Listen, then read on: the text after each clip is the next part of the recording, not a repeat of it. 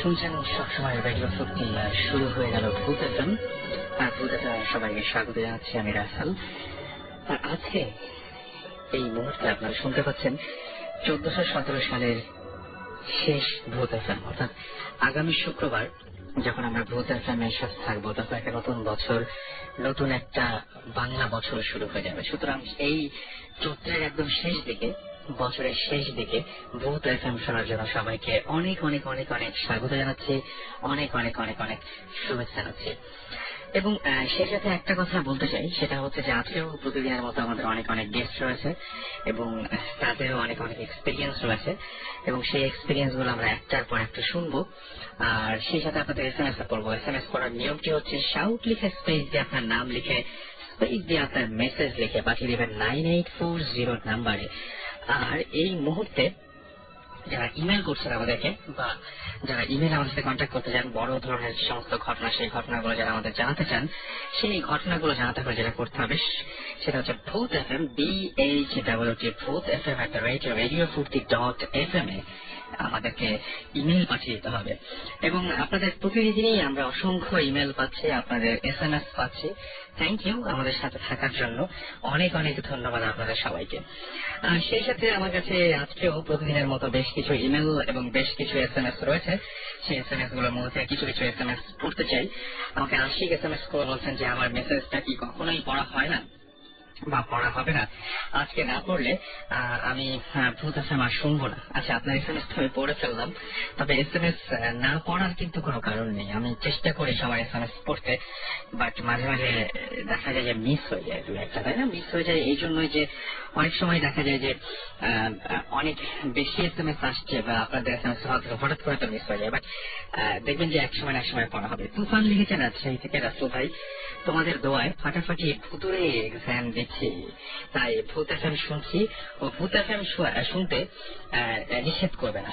আমি যেটা বলবো যে পরীক্ষাটা সবার আগে, সুতরাং ভূত এফএম শুনুন আর যাই করুন, পরীক্ষা কিন্তু ভালো মতন দিতেই হবে। পরীক্ষা ভালো মতো না দিলে দেখা যাবে যে পরবর্তী সময়ে ভূত এফএম শুনতে অনেক ধরনের সমস্যা হচ্ছে।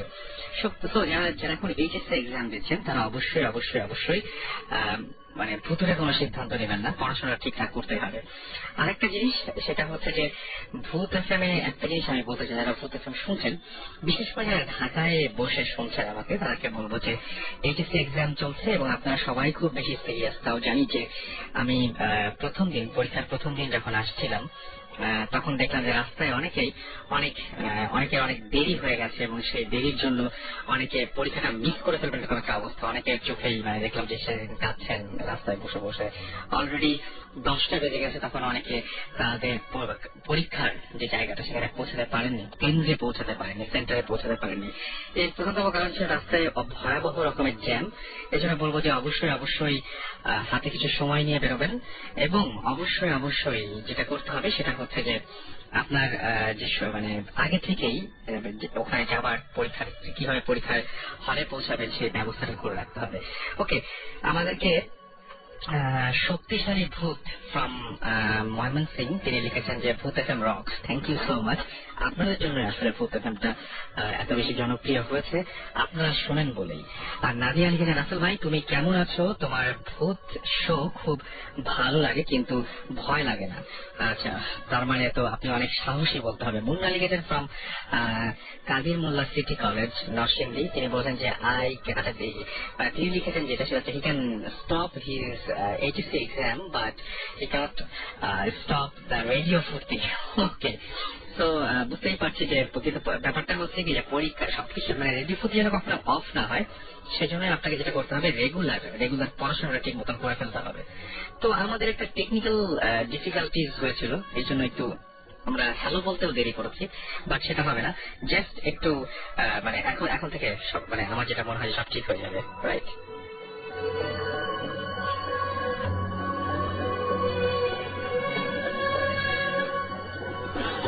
তো যেরকম বলেছিলাম যে টেকনিক্যাল ডিফিকাল্টি শেষ হয়ে গেছে আমাদের, হঠাৎ করে দেখলাম যে শোয়ের মাঝখানে একটা মাইক্রোফোন হঠাৎ করে দেখলাম যে কাজ করছিল না, মানে কিছুক্ষণের জন্য দেখলাম যে কাজ করছে, এখন দিচ্ছে আবার কাজ করছে।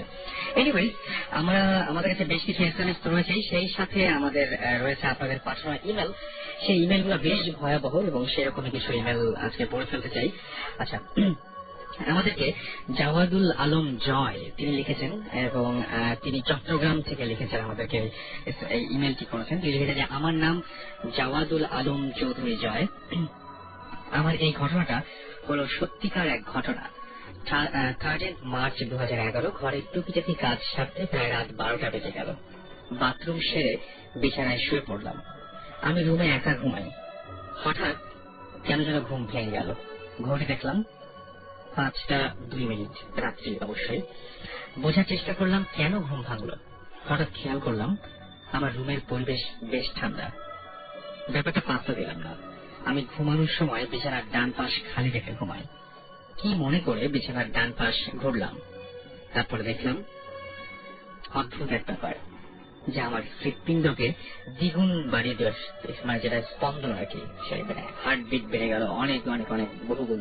হ্যাঁ, আমারও যখন ইমেলটা আমি পড়ছিলাম তখন আমারও সেই হার্টবিটটা বেড়ে গিয়েছিল, কারণ ডান পাশে ঘুরতে তিনি যেটা দেখলেন যে বিছানার ডান পাশে তিনি, অর্থাৎ তার মতো হুবহু একজন শুয়ে আছে। ভয়ে তার পুরো শরীরটা ঘেমে গেল এবং ওটা দেখেই এবং ওটা পুরোই দেখতে সেই মানে যিনি পাঠিয়েছেন ইমেলটি তার মতোই। তিনি বলছেন যে ওটা দেখতে পুরোই আমার মতো, শুধু পার্থক্য এই যে আমার গায়ে কাঁথা আছে, তার গায়ে নেই। সবচাইতে ভয়ঙ্কর ব্যাপার হলো সে আমার দিকে তাকিয়ে আছে আর আমি তার দিকে, ফেস টু ফেস। আর কি ভয়ঙ্কর সেই চাহনি! আমি কিছুই করতে পারছিলাম না, কিছু বলতেও পারছিলাম না। আমি আমার দিকেই তাকিয়ে আছি। সেই চোখ দুটো বিকট ভয়ঙ্কর। ভাবলাম এটা কল্পনা, স্বপ্ন। চোখ বন্ধ করে খুললাম। হাতে অগোচরে চিমটি কাটলাম, কিন্তু কোনো কাজ হলো না। ওটা ওখানে ছিল, আমার পাশে শুয়েছিল। এই ছিল ইমেল। তো থ্যাংক ইউ জাওয়াদুল আলম চৌধুরী জয়, এত চমৎকার একটা ভয়ঙ্কর গল্প আমাদের উপহার দেওয়ার জন্য বা ঘটনা উপহার দেওয়ার জন্য। এবং সেই সাথে কেউ যদি মনে করেন যে এই ঘটনাটা আমার কেমন ঘটনা, এরকম হয় নাকি? হয়, আমার মনে হয়েছে।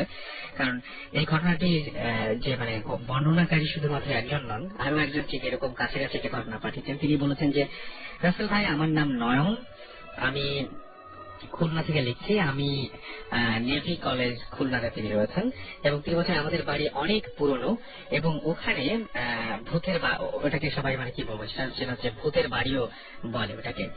আমাদের ছাদে মাঝে মাঝে নুপুরের শব্দ পাওয়া যায়। একদিন আমি সাহস করে আমাদের সিলিং এ যাই, দরজা খুলে সামনে এগোই। সারা সিলিং খুঁজে কাউকে পাই না। যখন ব্যাক করি তখন দেখি যে সিলিং এর দরজাটা বন্ধ। আমি খুব ভয় পাই, আমার মাকে ডাকি, বাট মা আসতে পারে না। পরে জানতে পারি যে তাদের বেডরুমের দরজাটা বাইরে থেকে বন্ধ ছিল, মানে কেউ একজন বাইরে থেকে বন্ধ করে দিয়েছিল। পুরো ফ্ল্যাটের অন্য ভাই আছে, আচ্ছা পুরো ফ্ল্যাটের অন্য ভাই আছে দরজা খুলে দেয়। আচ্ছা আচ্ছা, তার মানে হচ্ছে যে মানে পরের ফ্ল্যাটে যিনি ছিলেন তিনি এসে দরজা খুলে দেন। পরে একদিন রাত 2টার দিকে আমি একই ঘটনা আরো একবার দেখি। আমি উঠতে যাই, খাট থেকে বাথরুমে যাই, বাথরুমের মিররের দিকে তাকাই এবং তাকিয়ে দেখি যে আমার এক পাশে ঠিক মুখের চামড়ার, যখন সে হচ্ছে বাথরুমে যায় তখন সে দেখে যে বাথরুমের মধ্যে সেই, এবং সে যেটা দেখে সেটা হচ্ছে তার মাথার হাফ, মানে জাস্ট এই মুখের হাফ, এক পাশে মাংস আছে আর বাকি যে পাশটা সেই পাশটায় মাংস নেয়, মানে বাকি হাফ মানুষের মতো, এবং মানে এক হাফে এরকম চামড়া নেয় আর এক হাফে এরকম মানুষের মতো। তিনি খুব ভয় পেয়ে যান এবং পরে ফেস ওয়াশ করে, মানে মুখে পানি দেওয়ার পরে তারপর যখন তিনি মিররে তাকান তখন ঘটে আরেকটা ভয়াবহ ঘটনা। মিররে তাকে তিনি কিছু খুঁজে পান না।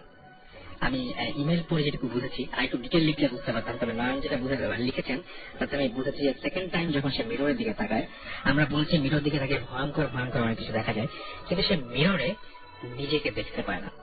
ব্যাপারটা খুবই খুবই খুবই অদ্ভুত এবং খুবই আশ্চর্যজনক এই ব্যাপারটা। সুতরাং এরকম ঘটনা যদি আপনাদের থাকে, ইমেল আপনারা ইচ্ছা করলে আমাদের পাঠাতে পারেন boothfm@radiofrequency.fm এ, অথবা আপনারা SMS এর মাধ্যমে ছোট্ট করে লিখে ফেলতে পারেন এই ঘটনাগুলো আমাদের কাছে।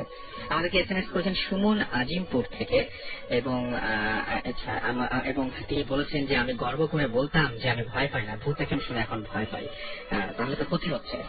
শাকিল লিখেছেন যে শাকিল লিখেছেন যে তার ভূত FM শুনতে বেশ কষ্ট হয়। আচ্ছা, বাঁধন লিখেছেন আজিমপুর থেকে এবং আমাদেরকে রনি বরিশাল থেকে SMS করেছেন। আমাদেরকে রুম্মান SMS করেছেন খুলনা থেকে। এছাড়া আমাদেরকে ঘোস্ট কিলার, বা আপনাকে দরকার, তিনি আমাদের SMS করেছেন সিলেট থেকে। ওকে, সিলেটে কিন্তু বেশ কিছু ঘটনা আজকে আমরা শুনবো। পিয়াসি তারা দুইজনই, দুই বোন একসঙ্গে ভূত FM শুনছেন, গালিব শুনছেন ভূত FM এবং এছাড়াও আমাদেরকে সাদাব, তিনি হচ্ছে SMS করেছেন, প্রশংসা করেছেন, thank you so much. Zinia Gulshan থেকে SMS করেছেন এবং তিনিও প্রশংসা করেছেন, থ্যাংক ইউ জিনিয়া। নিশি আমাদের SMS করেছেন খুলনা থেকে।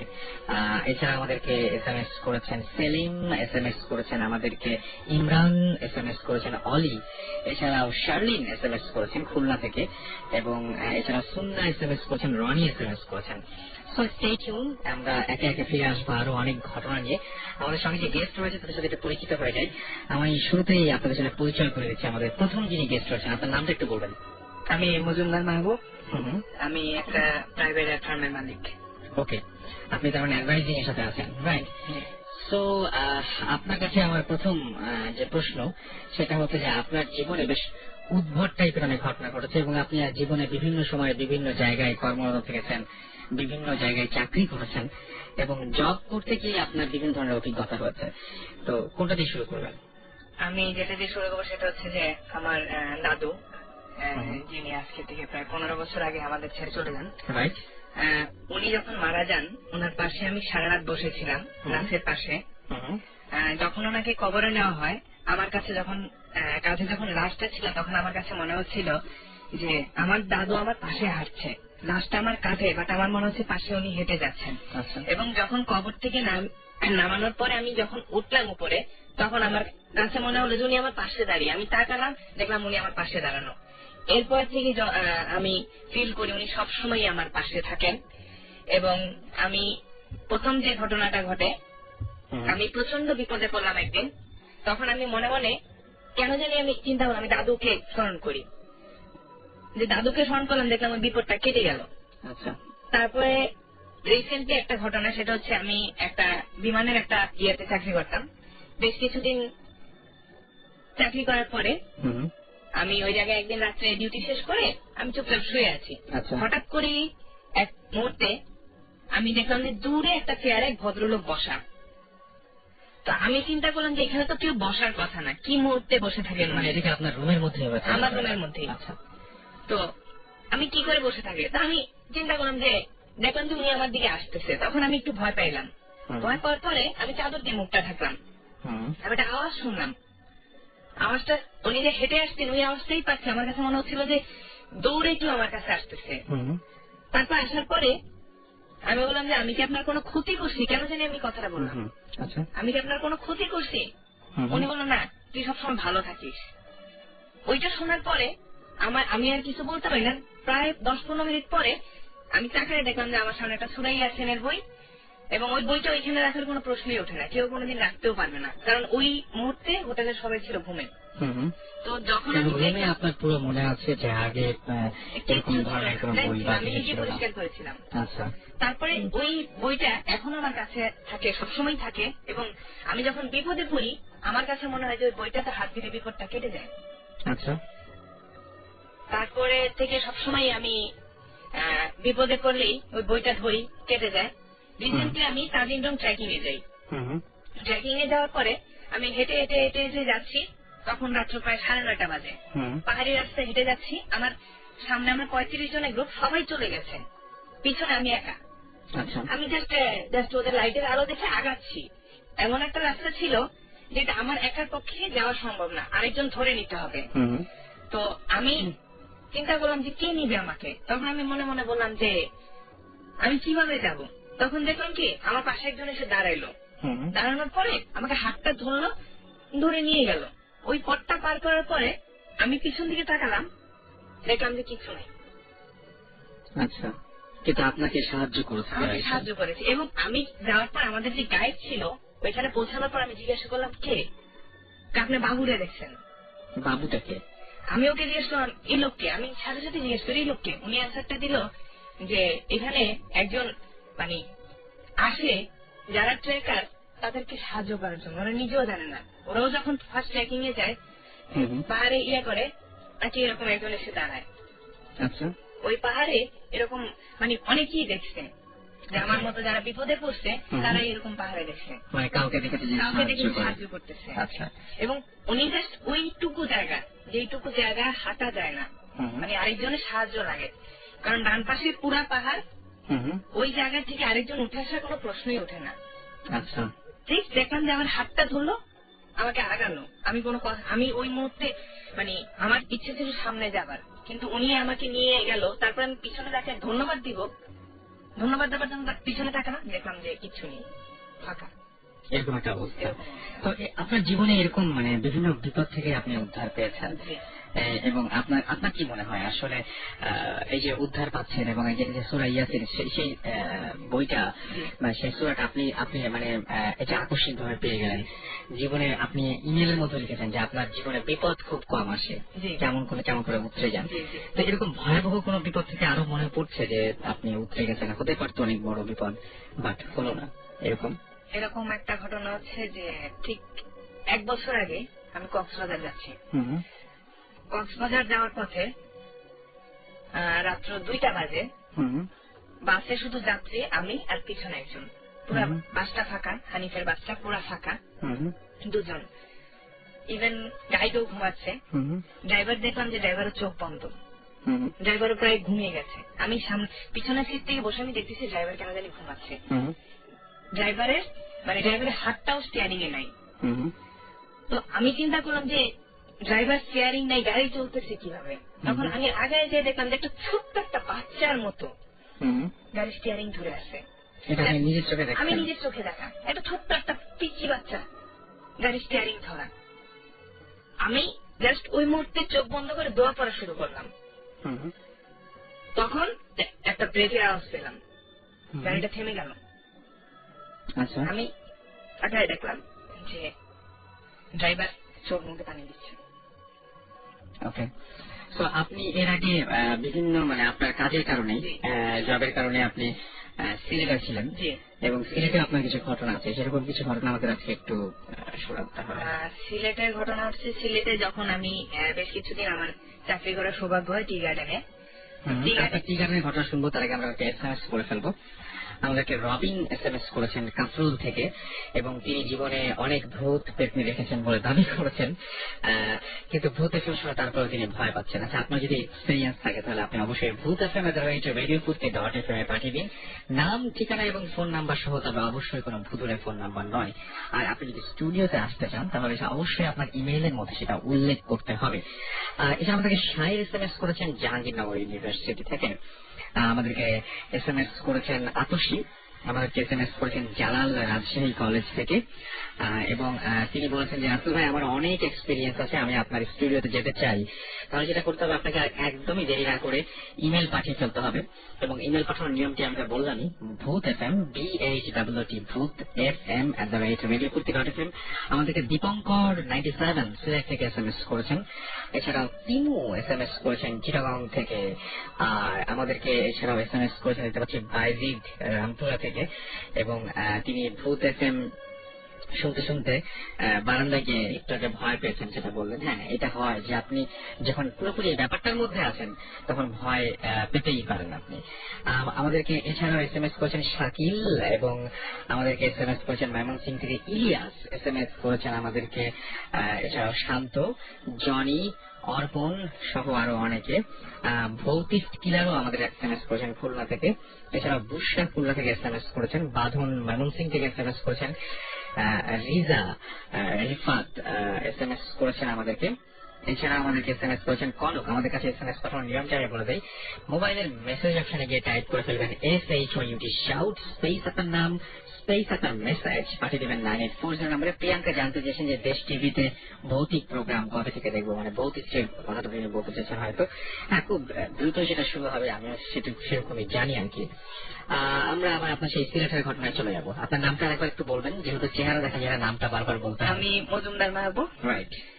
আমি সিলেটের ঘটনাটা হচ্ছে শুরুটা এইভাবে যে আমি আসলে সিলেটে চাকরি করতে যেতে চাইনি, জোর করে এক কথায় যেতে হয় বাবা মার কারণেই।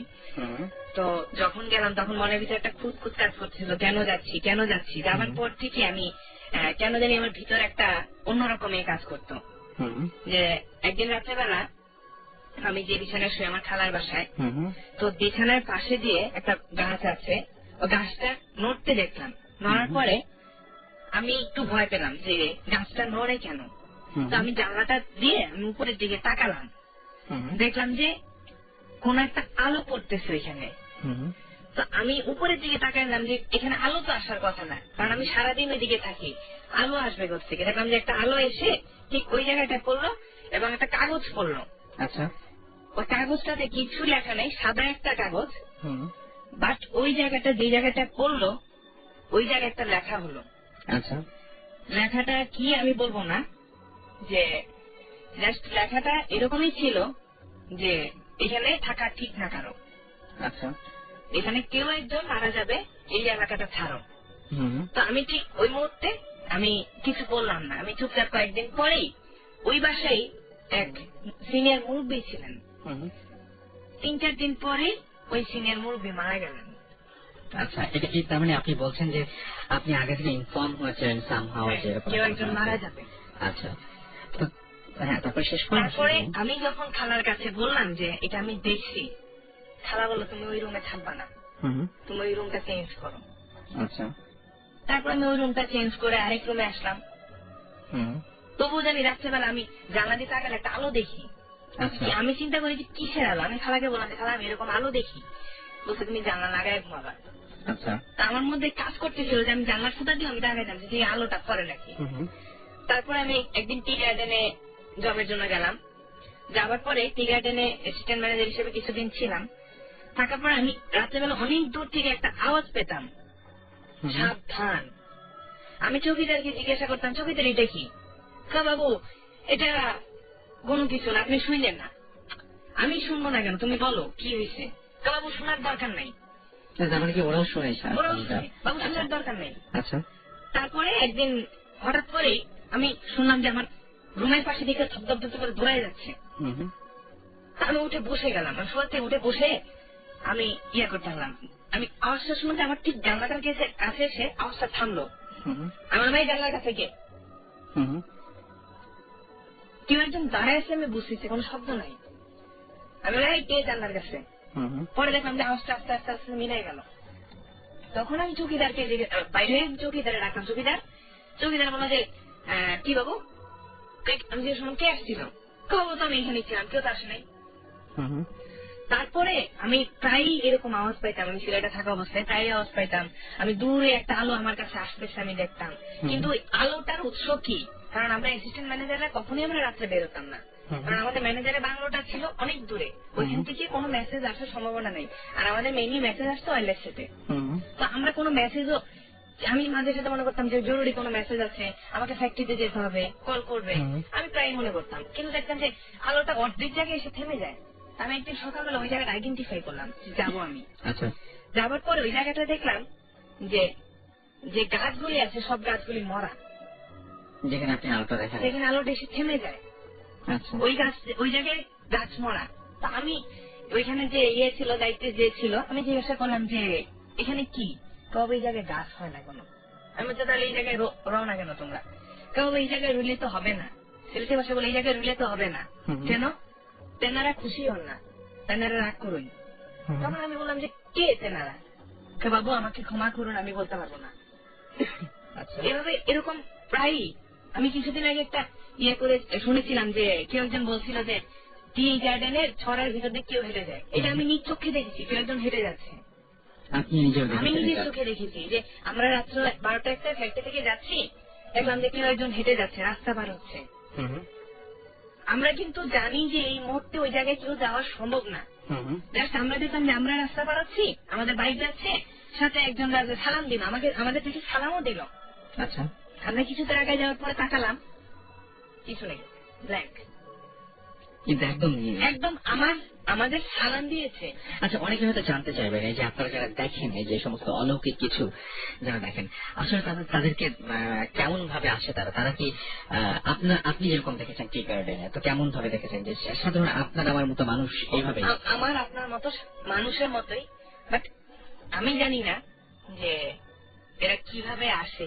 বাট আমার কাছে মনে হয় যে আমরা যারা বিশ্বাস করি না, না, বিশ্বাস অবিশ্বাস প্রশ্ন না, মানে আপনি যারা একদম চোখের সামনে দেখছেন, একদম আমার আপনার মতো একদম মানুষ যে সালামটা দিয়ে দিচ্ছে, ওই যে আমি যে মহিলার কথা বললাম যে সালাম দিচ্ছে, যে সিলেটির ভাষায় মানে বাগানের মালিরা যেরকম ইয়ে বলে সালাম বাবু, ঠিক এভাবেই সালামটা, এটা সাধারণ মানুষের ভয়েস।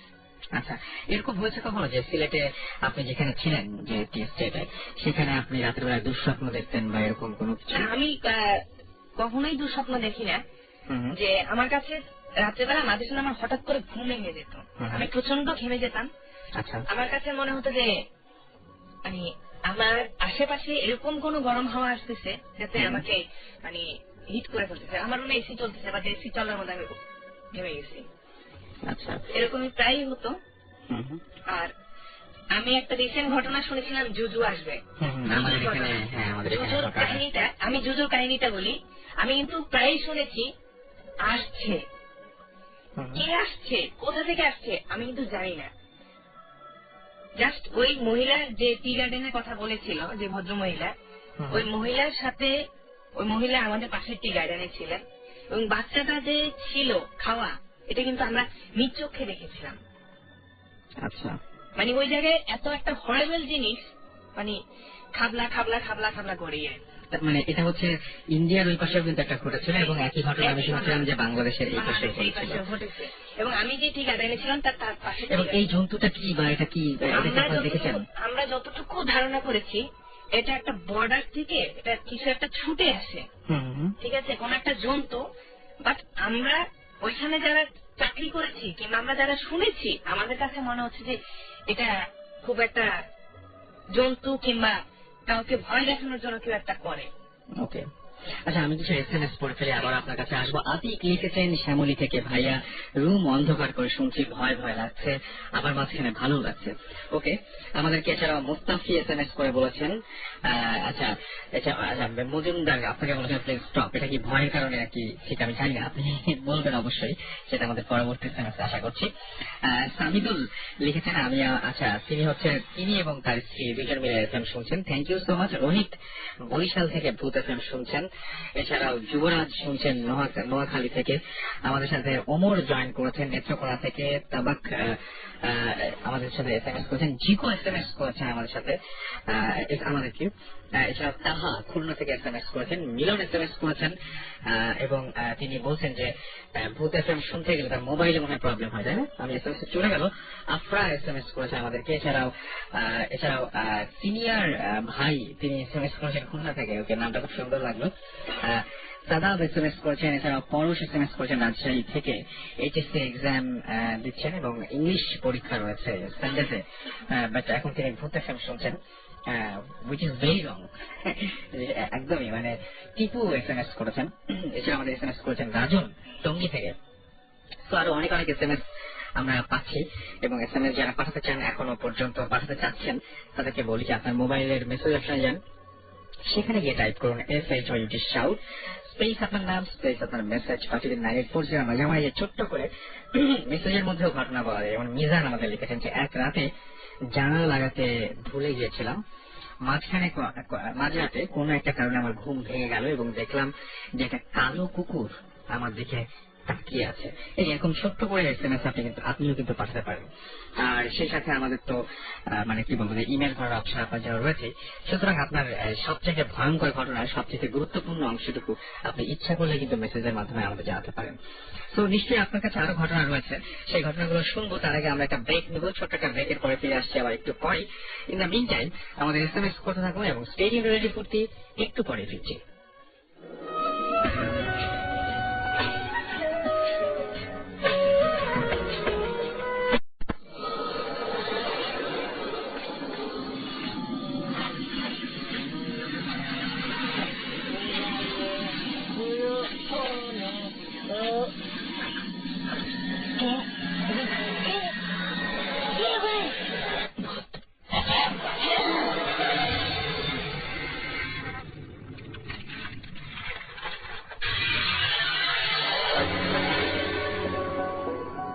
রাইট, এত রাত্রে আর কে থাকবে আমরা ছাড়া, এবং সাথে আছে ভূত FM নিয়ে আপনাদের দারুণ দারুণ সব ঘটনা উপহার দিতে।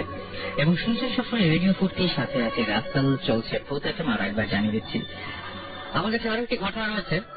69-এর ঘটনার মতো আমার মায়ের সাথে একই ঘটনা ঘটেছিল।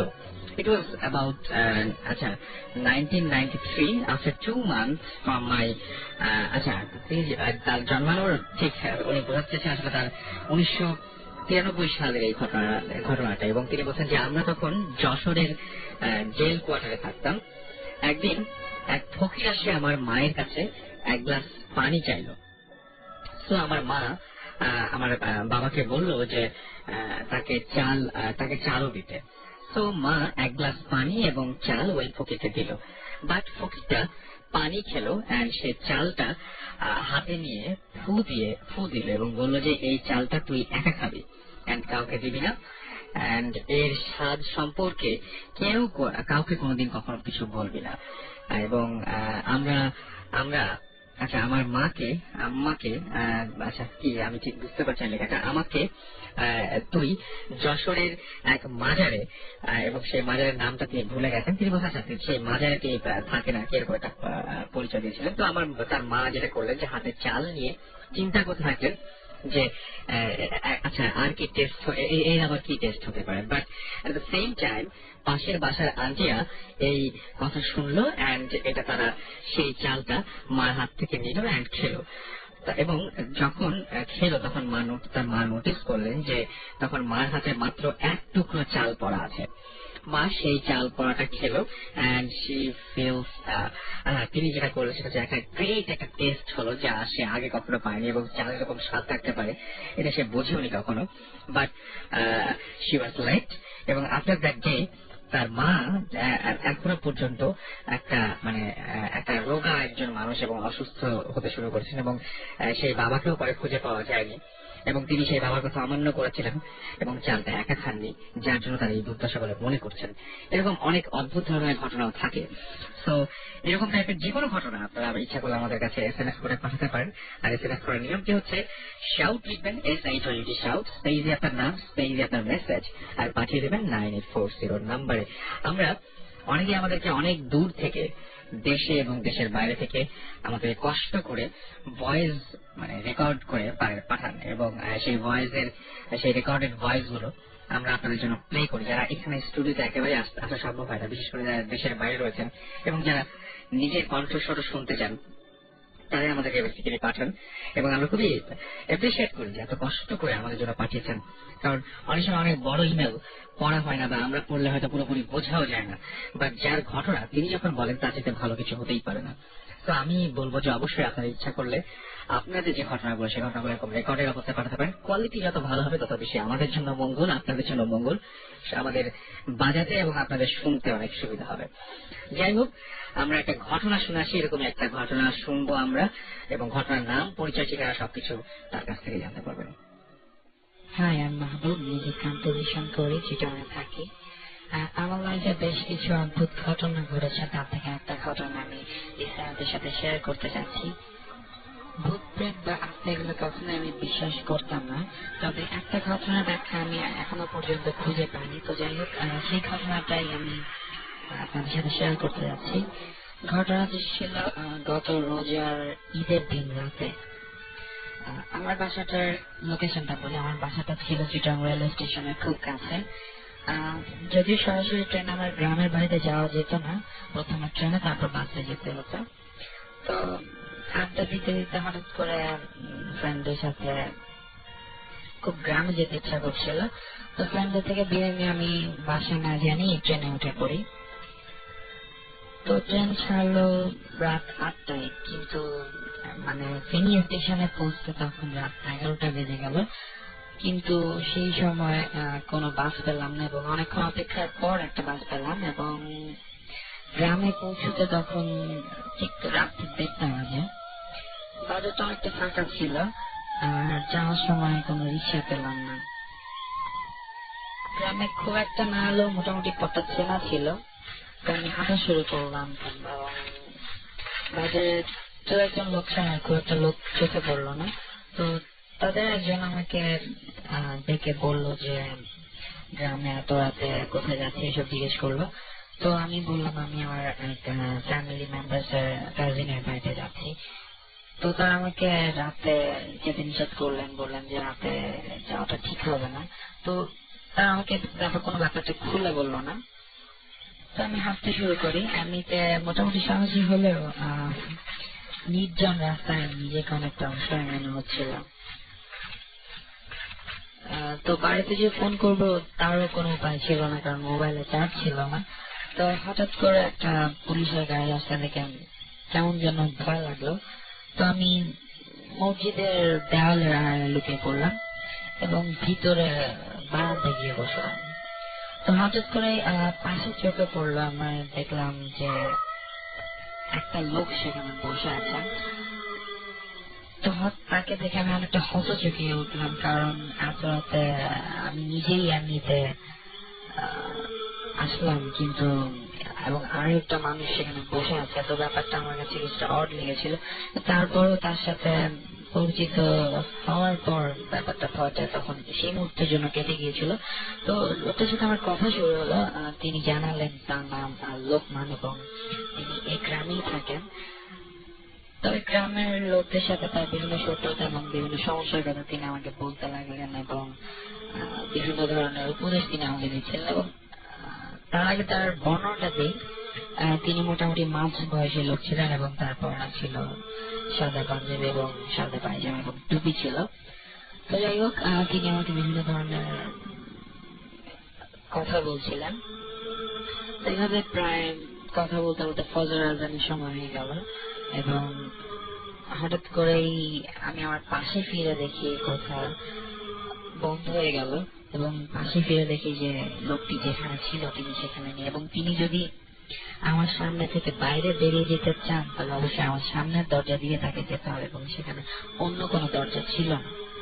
এবং দৃশ্যটা দেখার পর আমি অজ্ঞান হয়ে গিয়েছিলাম এবং জেগে ওঠার পর আমি ফজর নামাজ পড়ে বাইরে বেরোই এবং আমার ফ্যামিলি মেম্বার একজনের সাথে পথে দেখা হলো এবং তার কাছে ব্যাপারটা আমি বলি এবং বলার পরে যখন আমি লোকটার বর্ণনা দিলাম, তিনি বললেন যে লোকটার নাম লোকমান, তিনি আত্মহত্যা করেছেন। তখন কি বলবো, আমার জানে পানি নেই এমন একটা অবস্থা। মানে যে লোকটা 2 দিন আগে মারা গিয়েছিল এবং ইনফ্যাক্ট আমি তার সাথে রাতে কথা বলেছিলাম এবং এই ঘটনাটার কোনো ব্যাখ্যা আমি এখনো পর্যন্ত খুঁজে পাইনি।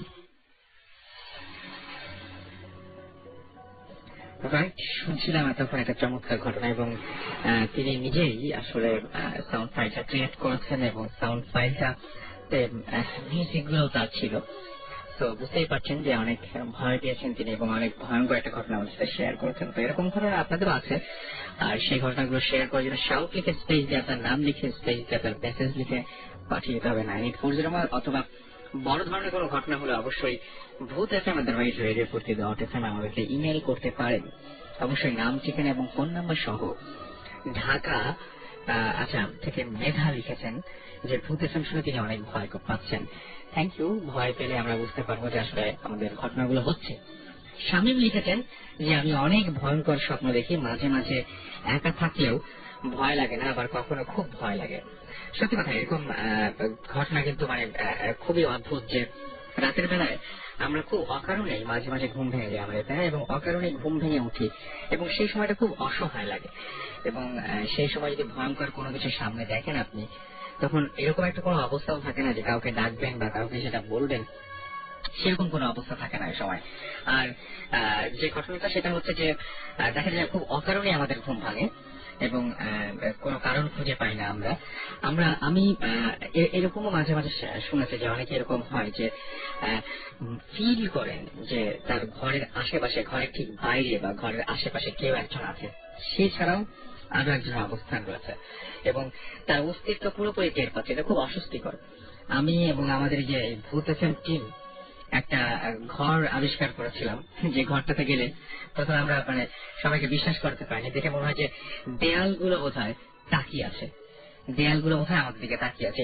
এই ব্যাপারটা কিন্তু খুবই অদ্ভুত একটা ব্যাপার যে এরকম কেন হবে, একটা আপনার অস্বস্তি লাগবে, মনে হয় যে না দেয়ালগুলো যেন দেখছে, দেয়ালের ভেতরে কিছু একটা আছে। আপনার নিজের ঘরের দেয়ালটা যদি আপনার খুব অপরিচিত লাগে তাহলে কিন্তু খুব অদ্ভুত ব্যাপার।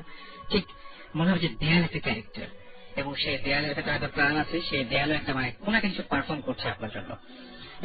এই ব্যাপারটা আসলে কোনোভাবেই মেনে নেওয়া যায় না যে আমার এত পরিচিত একটা জায়গা, সেই জায়গায় কেন এরকম করবে। তো এরকম যদি কোনো ঘটনা আপনাদের থেকে থাকে তাহলে অবশ্যই আমার সাথে শেয়ার করতে পারেন। আর নিজের ঘরের দেয়ালের দিকে তাকানোর কোনো কারণ নেই, মানে রাতের বেলা ঘুম ভেঙে গেলে আমি যেটা করি সাধারণত, আমার একটা বুদ্ধি হচ্ছে যে আমার মনে হয় যে আমার ঘুম ভাঙে, আমি স্বপ্ন দেখছি এবং এটা সত্যি এটা স্বপ্ন, এটা পুরোপুরি স্বপ্ন। চোখ বন্ধ করে চুপচাপ ঘুমিয়ে যাই এবং বাইরে যত আওয়াজ শুনি, যার কিছু শুনি না কেন, কেউ যদি আমাকে ডাকেও তারপরে আমি চেষ্টা করি একদম প্রাণপণ ঘুমানোর জন্য। আরেকটা কাজ আমি করি, সেটা হচ্ছে যে টিভি অন রাখি সবসময় এবং মাথার কাছে রিমোট রাখি, যাতে কোনো ঝামেলা হলে আপনি রিমোটটাতে সাউন্ড একটু বাড়িয়ে দেওয়া যায় এবং টিভির দিকে মনোযোগ দেওয়া যায়। মানে টিভিটা এরকম জায়গায় থাকতে হবে যে ঘুম ভাঙলেই রিমোট চাপ দিলেই টিভি জ্বলবে এবং আপনি তাকাবেন পুরোপুরি টিভির দিকে। তবে অবশ্যই টিভিতে কোনো ওই সময় কোনো হিন্দি বা ইংলিশ চ্যানেল এটা এবং এবং কিছুদিন পরে বাংলা চ্যানেলও ইনফ্যাক্ট ভৌতিক যখন নাটক শুরু করবে এইগুলো টিউন করে রাখবেন না, তখন খুব ভয়ঙ্কর হয়ে যায়। বিশেষ করে সবচেয়ে ভালো হয় কোনো গানের চ্যানেল রেখে দিলে, তাহলে দেখবেন যে কোনো মানে কোনো রিস্ক নাই, যে তাকালেন সঙ্গে সঙ্গে মনটা ভালো হয়ে গেল, একটা চমৎকার গান বেজে উঠলো। তো এই ব্যাপারটা করতে পারে, কিন্তু আমি কখনো দেয়াল দিয়ে তাকাই না, কারণ আপনারা নিশ্চয়ই মানে দেয়াল নিয়ে আসলে অনেক ব্যাপার আছে এবং দেয়ালের অনেক কাহিনী আছে। আবার দেয়াল একটা ক্যারেক্টার বলে হয়তো অনেকে বলে যে একটা ব্যাপার আছে না, যে দেয়ালে যেমন কান আছে, আমরা যে দেয়ালটা পেয়েছিলাম সেই দেয়ালে আবার চোখ আছে। তো বুঝতেই পারছেন যে ঘুমের মাঝখানে এরকম ঘুম ভেঙে গেলে হঠাৎ করে না তাকিয়ে চোখ বন্ধ করে থাকাটা সবচাইতে বেশি বুদ্ধিমানের কাজ। তো আমাদের কাছে আরো কিছু ঘটনা আছে, আমরা সেই ঘটনাগুলো শুনি। আমাদেরকে আবার এখানে আমি দেখি মকফুল আমাদের একটা ঘটনা বলতে যাচ্ছেন, তো আমরা একটু ঘটনাটা শুনি। মানে গত এপিসোডে যে এপিসোডে বলছিলাম যে আমার বোনের এরকম প্রবলেম হচ্ছিল, ইদানিং তাকে আর সে মানে কোনো কিছুই প্রবলেম করে না, ঠিক আছে। এখন ঘরের চারপাশে প্রবলেম করে শুরু করছে এবং লাস্ট ডেতে তার ঘরে ছাদের মধ্যে হাঁটার দাগ, পায়ের ছাপ। আচ্ছা, সে একটা মানে যে কোনো স্যান্ডেল পরে হাঁটছে, ছাদের মধ্যে যে একটা স্পেস, মানে মানুষ হাঁটলে যেভাবে পড়ে প্রত্যেকটা জিনিস একদম জাস্ট হেঁটে 3টা দাগ আছে। পার্থক্যটা নিতে হবে মানুষের সাথে, কোনো পার্থক্য হচ্ছে একটাই, সেটা হচ্ছে আমরা জানি যে আমরা যদি থিওরি বিশ্বাস করি, আমরা যদি বিশ্বাস করি যে হ্যাঁ গ্র্যাভিটি বলে কোন একটা ব্যাপার আছে, আমরা যদি বিশ্বাস করি যে মাধ্যাকর্ষণ শক্তি বা একটা শক্তি আছে, তাহলে আমরা এটাও বিশ্বাস করতে হবে আমাদেরকে যে আসলে ওই ছাদের দিকে পা দিয়ে নিচের দিকে মাথা দিয়ে হাঁটাটা খুবই অসম্ভব, কিন্তু সেই ব্যাপারটা ঘটেছিল। এটা অসম্ভব ব্যাপার, মানে ছাদের মধ্যে 3টা দাগ, ঘরের মধ্যে উল্টাপাল্টা আওয়াজ, দরজা নক করলে দরজা খুললে কেউ নাই, মানে এটা কন্টিনিউসলি ঘটতেছে। এটা এখন এটা তো ব্যাপার আর কি, কোনো ব্যাপার না, এটা হইতেই পারে এমন একটা ব্যাপার। সেইটাই। এবং আমি আজকে একটা ইমেল পড়ছিলাম এবং সেই ইমেলের মধ্যে একজন দেখলাম যে লিখেছেন যে তার যে চাল আছে, বাড়িতে যে চাল আছে, মানে তার নানির বাড়ি বা এরকম একটা বাসায় বসে যে চাল আছে, সেই চালের মাঝখানে এরকম যেটা করতে শব্দ হতো রাতের বেলায় ঘুমানোর সময়, খুবই শব্দ হতো, মনে হতো যে কেউ মনে হয় হাঁটছে, আমার পায়ে বোধহয় নুপুরও আছে, এরকম একটা ব্যাপার, খুব জোরে জোরে ধুমধুম করে হাঁটছে। কিন্তু একটা হাঁটার মানে একটা ফুটস্টেপ যেখানে পরেরটা পরে বেশ দূরে, মানে তার মাঝে এত একটা মানুষের পক্ষে এত মানে হয় সে লাফিয়ে চলছে, আর না হয় তার পা এক পা থেকে আরেক পায়ের দূরত্ব অনেক বেশি। তো সকালবেলা যখন ঘুম ভেঙে যায় এবং যখন তারা আবারও ঘুম ভেঙে উঠে যখন চালটা পরীক্ষা করে, তখন দেখেছে হ্যাঁ চালের মাঝখানে এরকম গর্ত করা আছে এবং একটা পা থেকে হয়তো আমি পাশে বাঁ পায়ের ছাপ দেখছি, ডান পায়ের ছাপটা অনেক দূরে, মানে বেশ দূরে। এটা হওয়া সম্ভব না, বাট এটাই হয়েছে আর কি। তো এরকম অনেক উইয়ার্ড ঘটনা আমরা সবসময় এক্সপেরিয়েন্স করি।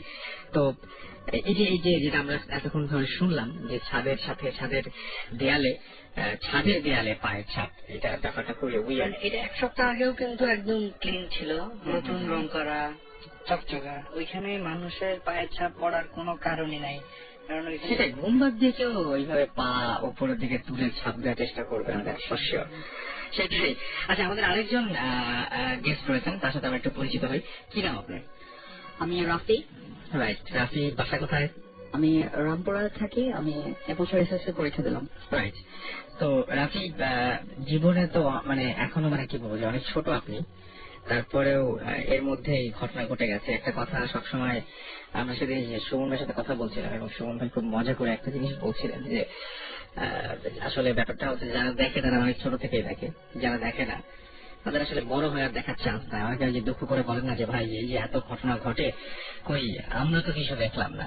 তো আপনাদের দেখার চান্স খুব কম, মানে যারা দেখেন না তারা আসলে আর দেখবেন কিনা সে বিষয়ে যথেষ্ট সন্দেহ হচ্ছে। আমরা চাই যে কেউ না দেখুক।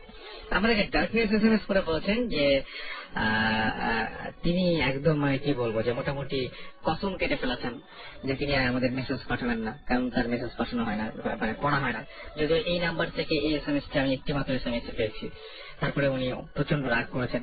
সাগরের ব্যাপারটা অন্য, সাগর আমাকে সেকেন্ড এসএমএস এ জানিয়ে দিয়েছেন যে আপনার প্রবলেমটা কোথায়, আমার এসএমএসটা পড়েন না কেন। আসলে আমার মাঝে মাঝে মনে হয় সত্যি আমি যদি বুঝাতে পারতাম প্রবলেমটা, বাট এই ব্যাপারটা আসলে বোঝানো হয়ে ওঠে না, কিন্তু বুঝতে পারলে খুব ভালো হতো। বাপ্পি আমাদের এসএমএস করেছেন ঢাকা থেকে এবং তিনি বলছেন যে রাতে আমি দেখি যে আমার বাসার বারান্দায় একটা মানে প্রাণী বসে আছে এবং তিনি বলছেন যে এটা কোনোভাবে সম্ভব না, এমন একটা প্রাণী যে প্রাণীটা ওইখানে থাকা কোনোভাবে সম্ভব না। আমাদেরকে শৌখিন এসএমএস করেছেন। আচ্ছা, সোল অফ ডেথ আমাদের এসএমএস করেছেন। থ্যাংক ইউ যারা আমাদের এসএমএস করছেন, এবং যারা এসএমএস এখনো করতে পারেননি তাদেরকে বলবো যে আমাদের এসএমএস করার নিয়মটি অত্যন্ত সহজ। মোবাইলের মেসেজ অপশনে যেতে হবে এবং সেখানে গিয়ে টাইপ করে ফেলতে হবে SHOUT শাউট স্পেস আপনার নাম স্পেস আপনার মেসেজ পাঠিয়ে দেবেন। আমি 40 নম্বরে শুনি আপনার ঘটনা। একদম ছোটবেলা থেকেই আমার ভূত প্রেত এই বিষয়গুলোর প্রতি একটা আগ্রহ ছিল। তো মাঝখানে গত রমজানের কিছুদিন আগে থেকে এই ভূতাথান প্রোগ্রামটা শুরু হয়। তো তখন এই প্রোগ্রামটা শুনে আরো পেয়ে গেলাম একটা জিনিস যে আমি এটার মাধ্যমে আরো সংযুক্ত হতে পারবো এটার সাথে। তো দেন তখন তো হতে জানতেন মানে আপনি এগুলোর সাথে? আচ্ছা, দেন নেট ঘেটে বিভিন্ন বই জার্নাল ঘেটে এই ভূত প্রেত সম্পর্কিত তথ্য সংগ্রহ করা শুরু করলাম। তো দেন আমি সিদ্ধান্ত নিলাম যে নেটে একটা বই খুঁজে পেলাম ব্ল্যাক ম্যাজিকের উপরে, যে বইটা কিনবো আমি। আমি তখন ইমেলে বইটার জন্য অর্ডার করলাম। ব্ল্যাক ম্যাজিক কেন বলেন তো? কি চেয়েছিলেন আসলে ব্ল্যাক ম্যাজিকের বইটা দিয়ে? কিছু করতে চেয়েছিলেন? না, আসলে কিছু করতে চাইনি, বাট আসলে ব্যাপারটা কিভাবে হয় এগুলো জাস্ট জানার জন্য কিউরিওসিটি। তো ইমেলে অর্ডারটা দিলাম, তারা আমাকে বাসায় দেখেন আপনি পরে এসছে আজকে ব্ল্যাক শার্ট, আপনার ঘড়ির যে বেল সেটা ব্ল্যাক, আপনার হাতে যে মাইক্রোফোন সেই মাইক্রোফোনের যে জ্যাকেটটা পরানো আছে সেটা হচ্ছে ব্ল্যাক, আপনার মাইক্রোফোনের তার ব্ল্যাক, আপনার মাইক্রোফোনটাও ব্ল্যাক, আপনার মাথার চুলও ব্ল্যাক। সেটাই, আর আপনি নিজে একটা ম্যাজিক। আচ্ছা শুনি, আমরা ঘটনা শুনি। আচ্ছা, তো তখন আমি ইমেলে অর্ডার করলাম, আমার বাসায় সেটা পোস্ট করার কথা বইটা। তো তারা পোস্ট করেনি, তারা আমাকে কল করছে যে আপনি বইটা কিনতে চান, তো আপনার বাসাটা এখানেই, বইটা বাসার কাছে এক জায়গায় পাওয়া যাবে, তো আপনি ওখানে আসেন বইটা নিয়ে যান। বললাম ঠিক আছে, আপনার ঠিকানা দেন, আর আপনি কে বলছেন, আপনি কি লেখক কিনা? আমি জিজ্ঞেস করলাম উনি কে আসে, তখন বললেন না লেখক এখানে নেই, উনি এখন কানাডা। আচ্ছা, তো আমি বললাম ঠিক আছে, আমি যত তাড়াতাড়ি পারি এসে বইটা কালেক্ট করবো। ওকে।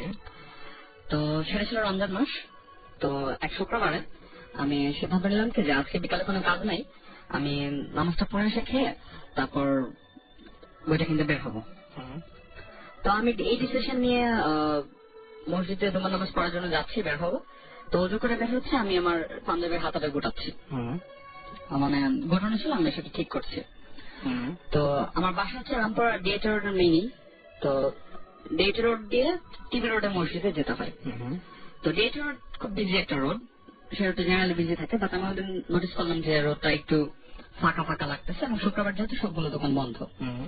তো আমার মাথায় তখন চিন্তা যে আমি ওই ব্ল্যাক ম্যাজিকের উপরে বইটা কিনবো। তো এই চিন্তা করে আমি হাঁটতেছি, তো হঠাৎ করে দেখলাম অপোজিট সাইড থেকে গেরুয়া রঙের কাপড় পরা, ছোটাধারী চুল, দাড়ি, গলায় অনেক মালা তালা তাবিজ, একটা ঝোলা কাঁধে নিয়ে সে আমার দিকে আসতেছে। তো আমি তাকে ক্রস করে চলে যাচ্ছিলাম, সে হঠাৎ করে আমাকে দেখে দাঁড়িয়ে গেল এবং আমার বাম হাতের কোনায় সে চেপে ধরলো। তো আমি অবাক হয়ে গেলাম যে তার তো এখানে আমার কোনটা আমার কথা না, আইলে ধরলো কেন। আমি হাতটা ছাড়া দিয়ে ছাড়ানোর চেষ্টা করলাম, বাট সে হাতটা ছাড়লো না, আমার চোখে চোখে তাকিয়ে রইলো। আমার ভালো লেগে গেল হঠাৎ করে যে সে আসলে চায়টা কি, আবার আশেপাশে কোনো মানুষ নাই, সে এখন করবেটা কি। এরকম 30-40 সেকেন্ড সে আমার হাতটা ধরে রেখে তারপর আবার চলে যায়।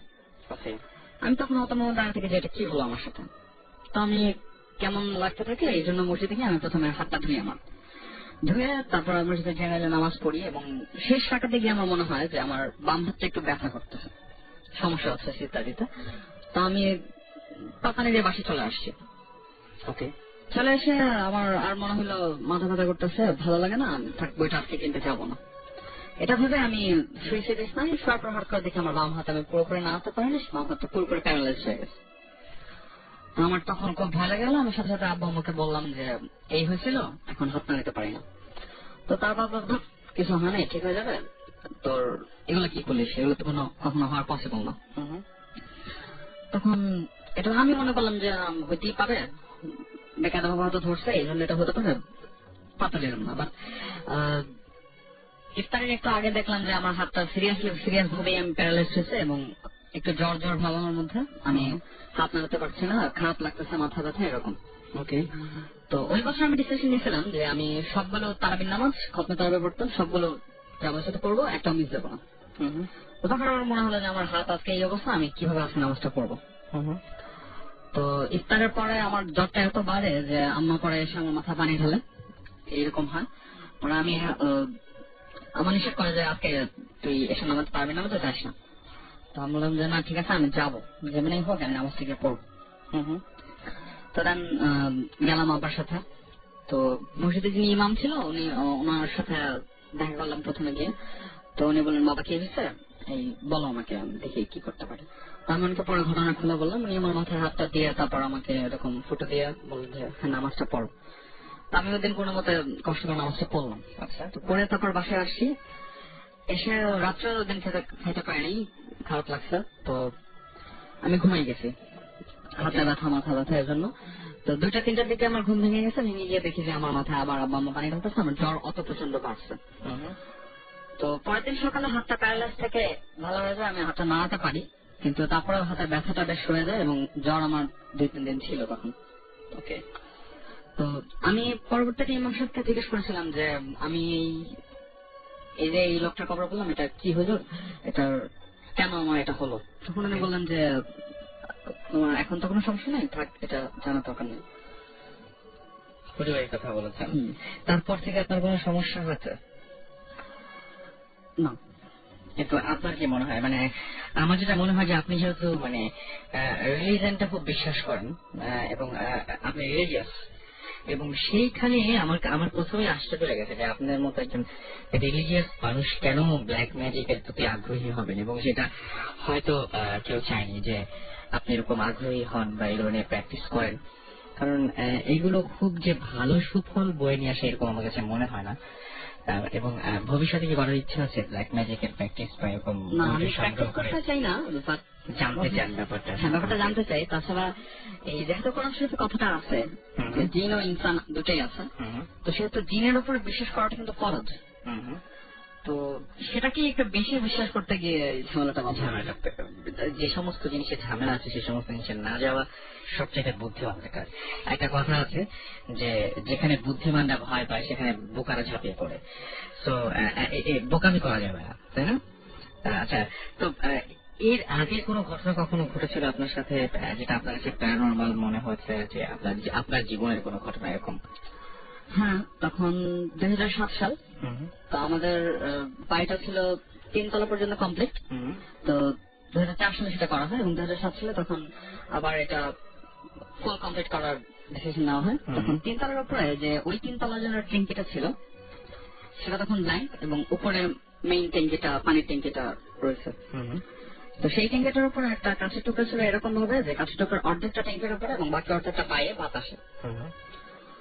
তো আমি একবার ওই ঘুরতে ফিরতে ট্যাঙ্কিটার উপরে উঠে, তো এমনিতে আকাশ টাকাশ এরকম আশপাশ তাকাতে থাকি। তো তাকাতে তাকাতে আমি একসময় ওই কাঁচের টুকরোটার উপর উঠে হাঁটতে শুরু করি এবং হাঁটতে শুরু করতে করতে আমি কাঁচের টুকরোর একেবারে প্রান্তে চলে আসি, যে প্রান্তটা ছিল ট্যাঙ্কির বাইরের অর্ধেক। টুকরোটার উপরে অন্য কিছু ছিল না, অর্থাৎ পুরো ওজনটাই ছিল আমার এবং আমি ছিলাম ট্যাঙ্কির বাইরের অংশে। স্বাভাবিকভাবে কাপটা ওখান থেকে পড়ে যাওয়ার কথা। বাট আমার কাছে মনে হলো, আমি ব্যাপারটা যখন নোটিস করলাম যে আমি এক্ষুনি পড়ে যাবো, তখনই মনে হলো যে একটা নীল রঙের আলো কোথা থেকে ঝলকানি দিল এবং তারপর আমি দেখলাম যে আমি ট্যাঙ্কির নিচে। আমি পুরোপুরি কাঠি টুকরোতে কোথাও ব্যথা পেয়েছিলেন? না, আমি কোথাও ব্যথা পাইনি, জাস্ট নেমে চলে এসছে মুহূর্তের মধ্যে হয়েছে। মুহূর্তের মধ্যে আমি জাস্ট দেখি যে আমি নিচে, আগে ওখানে ছিলাম আমি নিচে। ওকে, বাট সেদিন আপনার বাঁচার কোনো কারণ ছিল না, একেবারে কোনো কারণ ছিল না, বাদ দিয়ে বেঁচে গেছেন। আচ্ছা, রাফিদ আমাদের SMS করে বলেছেন যে আপনাদের সাথে আমার কোনো শত্রুতা আছে, যে আমার SMS পড়েন না। এইটা তো আমার চাইলে ভাই আপনি ভালো জানবেন, কারণ আপনার SMS যেহেতু পড়িনি, সুতরাং আপনার সাথে কোনো শত্রুতা করার আমার কোনো সুযোগ নেই এবং আপনিও নিশ্চয়ই কোনো শত্রুতা করেননি। এসএমএসটা যে কেন পড়া হচ্ছে একটা বিশাল একটা ভেজালের ব্যাপার আসলে। ফাহিম লিখেছেন যে ভূত এফএম শুরু হওয়ার পর থেকে আমি কন্টিনিউয়াসলি প্রতি এপিসোডে এই এসএমএসটা পাঠাচ্ছি, বাট একদিনও পড়া হয়নি। আর কি পড়া হবে না, আপনার এসএমএসটি পাঠ করা হলো, আপনি অনুগ্রহ করে পরবর্তী এসএমএস পাঠান। আপনি খুশি হয়েছেন। ব্লারি ডেভিল আমাদের এসএমএস করেছেন এবং তিনি বলেন তার নেইবারের বাসায় অনেক রাতে ফার্নিচার সরানোর সাউন্ড পাওয়া যায়। এটা আমারও হয়, ইনফ্যাক্ট আমি ঠিক জানি না, মানে আপনারা যদি কখনো এরকম বাসায় হয়, আমি জাস্ট জিজ্ঞেস করার কথাটা আমি যতবারই ভেবেছি যে আচ্ছা আমি জিজ্ঞেস করবো, বা ইন্টারকমে ফোন দিয়ে জিজ্ঞেস করি কি ভাই এত রাত্রে সরাচ্ছেন কেন জিনিসপত্র, বাট আমি কখনো এটা না, মানে হয়তো ভুলে গেছি বা হয়তো তখন গুরুত্ব দিয়েছিলাম, পরবর্তীতে এই ব্যাপারটা অতটা বেশি গুরুত্ব পাইনি। বাট এই জিনিসটা আমিও পাই এবং আমি যাদেরকে বলেছি তারা বলেছেন যে অনেকেই এই একই ব্যাপারের সাথে পরিচিত এবং অনেকের এরকম কানে একটা সাউন্ড আসে যে হ্যাঁ মনে হয় টেবিল বা চেয়ার সরাচ্ছে এবং খুব বিকট আওয়াজ, মানে রাতের বেলায় আওয়াজটা খুব জঘন্য হয়ে যায়। আমি একটা ফ্রেন্ডের কাছে শুনেছিলাম একটা ঘটনা, তার বাসায় ঘটনা, যে সে প্রতিদিনই মানে সে মানে এরকম হচ্ছিল যে বাসায় ফিরতো, তো তার বাসায় ফিরতে বেসিক্যালি একটু রাত হয়ে যেত 11টা-12টার দিকে, এবং যখনই সে বাসায় আসতো বাসায় আসার সঙ্গে সঙ্গে তার দেখা যেত তার সিঁড়িতে তার যে অ্যাপার্টমেন্ট সেই অ্যাপার্টমেন্টের সামনে যে লাইটটা, সেই লাইটটা সে যেহেতু সকালবেলায় বেরিয়ে যেত এবং রাতের বেলায় ফিরতো, কখনো লাইটটা জ্বালানোর সুযোগ ছিল না বা লাইটটা কেউ জ্বালিয়ে দেবে এরকম ব্যাপারটা ঘটতো না বা খুব কমই ঘটতো। তো সে প্রতিদিনই সে যে লাইটটা জ্বালাতো এবং প্রতিদিনই সে একটা জিনিস দেখতো, সেটা হচ্ছে যে জাস্ট মানে দেখা যায় না যে নিচের ফ্লোরে কিন্তু লাইট জ্বলছে, ওপরের ফ্লোরটাতে লাইট জ্বলছে, জাস্ট তার ফ্লোরটাতে ওইখানে লাইট নাই। তো ওই যে ওই আলোটা এসে পড়ে, তো সে যখনই যতবারই বাসায় ঢুকতে যায়, কোনোদিন হয়তো 11টায় আসে, কোনোদিন হয়তো 12টায় আসে, কোনোদিন হয়তো তারও পরে আসে, কোনোদিন হয়তো 8টার সময়ও আসে, এবং প্রতিবারই একটা জিনিস তার হয়েছে, সেটা হচ্ছে যে একজন বোরখা পরা মহিলা, জাস্ট বোরখা পরা একজন মহিলা, এবং সে বিকট মানে ভয়াবহ রকমের দেখতে, ভয়াবহ রকমের, এবং মহিলা বেশ মানে মোটামুটি ভালোই বয়স রয়েছে এবং মহিলার গায়ের রং ঠিক এরকম উজ্জ্বল না, বেশ চাপা রঙের সে, এবং সে জাস্ট মানে দেখে মনে হয় যে অনেক পরিশ্রমী এরকম ধরনের একটা চেহারা। সেই মহিলা প্রতিদিনই তার দরজার সামনে থেকে জাস্ট সিঁড়ি দিয়ে নেমে চলে যায়, একদম প্রতিটা দিন দেখা যায় যে তার দরজার সামনে দিয়ে সিঁড়ি দিয়ে, মানে ঠিক প্রতিদিন তাদের দেখা হয় তার অ্যাপার্টমেন্টের সামনে, এবং সে মানে গত 2 দিন আগেও সে জানতো না আসলে যে এই মহিলা কে, তার যখন মানে প্রতিদিন যখন দেখা হচ্ছিল তখন তার সন্দেহ বাড়তে থাকে যে এই মহিলা কে, বা ইনি কি আসলে আমাদের কোনো অ্যাপার্টমেন্টে বা কোনো ফ্ল্যাটে থাকেন, বা আমাদের পরিচিত কেউ গাছের আশেপাশে ভালো থাকেন নাকি, নাকি একেবারেই মানে অন্য কিছু। এটা জেনেই সে মহিলাকে দেখার সঙ্গে সঙ্গে সে ইন্টারকমটা নেয় এবং ইন্টারকমটা নিয়ে বলে যে আচ্ছা কোনো মহিলা, এরকম কোনো মহিলাকে ঢুকেছে, দারোয়ানকে জিজ্ঞেস করে। বাসায় যে সিকিউরিটি গার্ড সে বলে যে না, এরকম কেউ ঢোকেই। এবং প্রায় অনেকক্ষণ পরে জাস্ট মানে তখন একবার বলেছিল যে দেখেন কেউ নামে কি, অনেকক্ষণ পরে ফোন করে আবারও জানতে চাই কেউ কি বেরিয়েছে বাসা থেকে। দারোয়ান তখনই বলল না, এরকম কোনো মানুষ এই বাসায় থাকে না এবং এরকম কোনো মানুষ এই বাসায় ঢোকেনি আর বেরিয়েও যায়নি। তো বুঝতেই পারছেন যে ঘটনাগুলো একটু উদ্ভট টাইপেরই হয়। আর আপনারও এরকম ঘটনা নিশ্চয়ই আছে, সেই ঘটনাগুলো জানতেই আমাদেরকে ইমেল করতে পারেন বা SMS করতে পারেন। SMS করার নিয়মটি হচ্ছে মোবাইলের মেসেজ অপশনে গিয়ে টাইপ করে ফেলতে হবে SHOUT shout, স্পেস আপনার নাম, স্পেস আপনার মেসেজ, পাশে যাবে 9840 নাম্বারে নোভা আমাদের SMS করেছেন। এবং তিনি বলছেন যে ব্যাপারটা আমি প্রায়ই নোটিস করেছি, আমাদের বাড়িতে প্রায় অনেক রাতে অনেক জোরে মশলা বাটার শব্দ পাওয়া যায়। এটা খুবই কমন, এটা বিভিন্ন জায়গায় আমি শুনেছি যে মশলা বাটার শব্দ পাওয়া যায়। তারপরে আমরা এই জিনিসটা আমি আমার মায়ের কাছে শুনেছি, যে দেখে মনে হয় যে পাশের রুমে কেউ সুপারি কাটছে, এরকম কুট কুট কুট কুট কুট কুট কুট একটা আওয়াজ পাওয়া যায় এই ধরনের। আবার অনেকে এরকম বলেছেন যে মনে হয় যে পাশের রুমে বসে কেউ হয়তো হাড্ডি চাবাচ্ছে, এরকম ধরনের কটকট কটকট কটকট আওয়াজ পাওয়া যায়। তো এই রাতের বেলার আওয়াজ, যেমন মানে আমি অনেকে এরকম বলতে শুনেছি গ্লাসে জাস্ট হাত দিয়ে পানি, মানে ভেজা গ্লাসে পানি দিয়ে ঘষলে যেরকম একটা আওয়াজ হয়, সেরকম ধরনের আওয়াজ অনেক রাতে ঘুম ভেঙে কেউ শুনতে পেতেন, যে জাস্ট বাসার থাই গ্লাসে ওই ধরনের একটা মানে ক্যাচ ক্যাচ ক্যাচ টাইপ একটা আওয়াজ হচ্ছে, মনে হচ্ছে কেউ মনে হয় জাস্ট হাতটা পানিতে ভিজিয়ে গ্লাসের ওপরে ঘষছে, এরকম ধরনের আওয়াজ পাওয়া যায়। আবার মানে যাই হোক, আমি মানে এত ডিটেলে যাচ্ছি না, অনেকে হয়তো রাতে বেলা ঘুমাবে, নয়তো হয়তো অনেকে ভয় পাবেন, কিন্তু বাট এরকম ঘটনা হয়।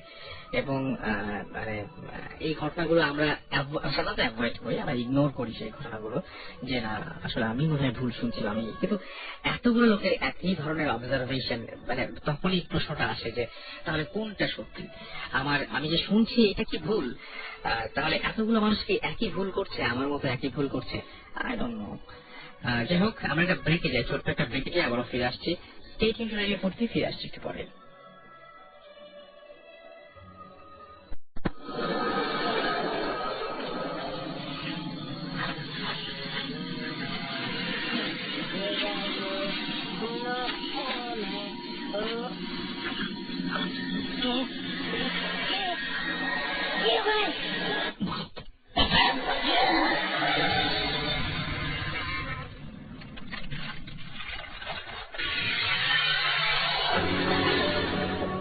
রাইট, এত রাত্রে সবাই যখন ঘুমিয়ে পড়েছে তখন আপনি জেগে আছেন এবং আপনার সঙ্গে রয়েছে ভূত FM। আর খুব অদ্ভুত ব্যাপার যে এত রাত্রে ভূত FM এর সাথে জেগে থাকা খুবই সাহসিকতার ব্যাপার, এবং আপনি সাহসিকতার পরিচয় দিচ্ছেন, কারণ একের পর এক ভয়াবহ সব ঘটনা আমরা সম্মুখীন হচ্ছি এবং আমাদের ইনফ্যাক্ট অনেক প্ল্যান রয়েছে ভূত FM নিয়ে। সুতরাং আপনাদের যদি কোনো মতামত থাকে তাহলে অবশ্যই আমাদের SMS করে জানাতে পারেন, আমাদের জানাতে পারেন ইমেল করে। আর এই মুহূর্তে আমি দেখতে পাচ্ছি যে আমাদেরকে হোসাইন SMS করেছেন উত্তরা থেকে, এবং তার খুব ভয় লাগছে, এবং পুরো বিল্ডিং এ তিনি একা, তাহলে তারা ভয় পাওয়ার সমস্ত আয়োজন করে বসেছেন। সেটা তো মানে এমনিতেই স্বাভাবিক, মানে যদি ভূত FM নাও চলতো, একা বিল্ডিং এ এমনিতেই ভয় লাগার কথা। ফাহিম লিখেছেন এবং আমাদেরকে SMS করেছেন, এবং তিনি বলেছেন যে তিনি মাঝে মাঝে যেটা শোনেন যে ছাদের মাঝে তার বাচ্চার কান্নার আওয়াজ তিনি মাঝে মাঝে এরকম শুনতে পান। আমার না এরকম একদিন হয়েছিল যে বাসায় ঢোকার আগে হঠাৎ করে মনে হলো যে ভেতরে যেন একটা বাচ্চা কথা বলছে এবং সঙ্গে একটা মহিলাও আছে। এরকম মাঝে মাঝে খুব অদ্ভুত টাইপের এক্সপিরিয়েন্সের সম্মুখীন আমরা হয়ে যাই। আরিফ খুলনা থেকে আমাদের লিখেছেন, খুলনা ক্যান্টনমেন্ট থেকে, এবং তিনি বলছেন আমার মাথার কাছে জানালার দুই পাশে দুটো কবর, খুব ভয় লাগছে। মাথার পাশে মানে কি বলবো যে আমি এরকম শুনেছি যে ঘুমাক্তুর শাড়ি, তারপরে রবার্ট ফ্রস্টের যে কবিতা আছে সেই কবিতার মধ্যে আমি এরকম মানে এটা একটু মানে খুব ভয়াবহ ব্যাপার যে মাথার কাছে কবর নিয়ে শুয়ে থাকা। আমরা মানে কি বলবো যে এরকম শুনেছি জানালার পাশে এরকম ছোটবেলায় কবিতা পড়েছে, ফুলের গন্ধে ঘুম আসে না একটা জেগে রই। আপনার ব্যাপারটা হয়ে গেছে এরকম মাথার কাছে দুইটা কবর একটা জেগে রই। তো ব্যাপারটা এরকম।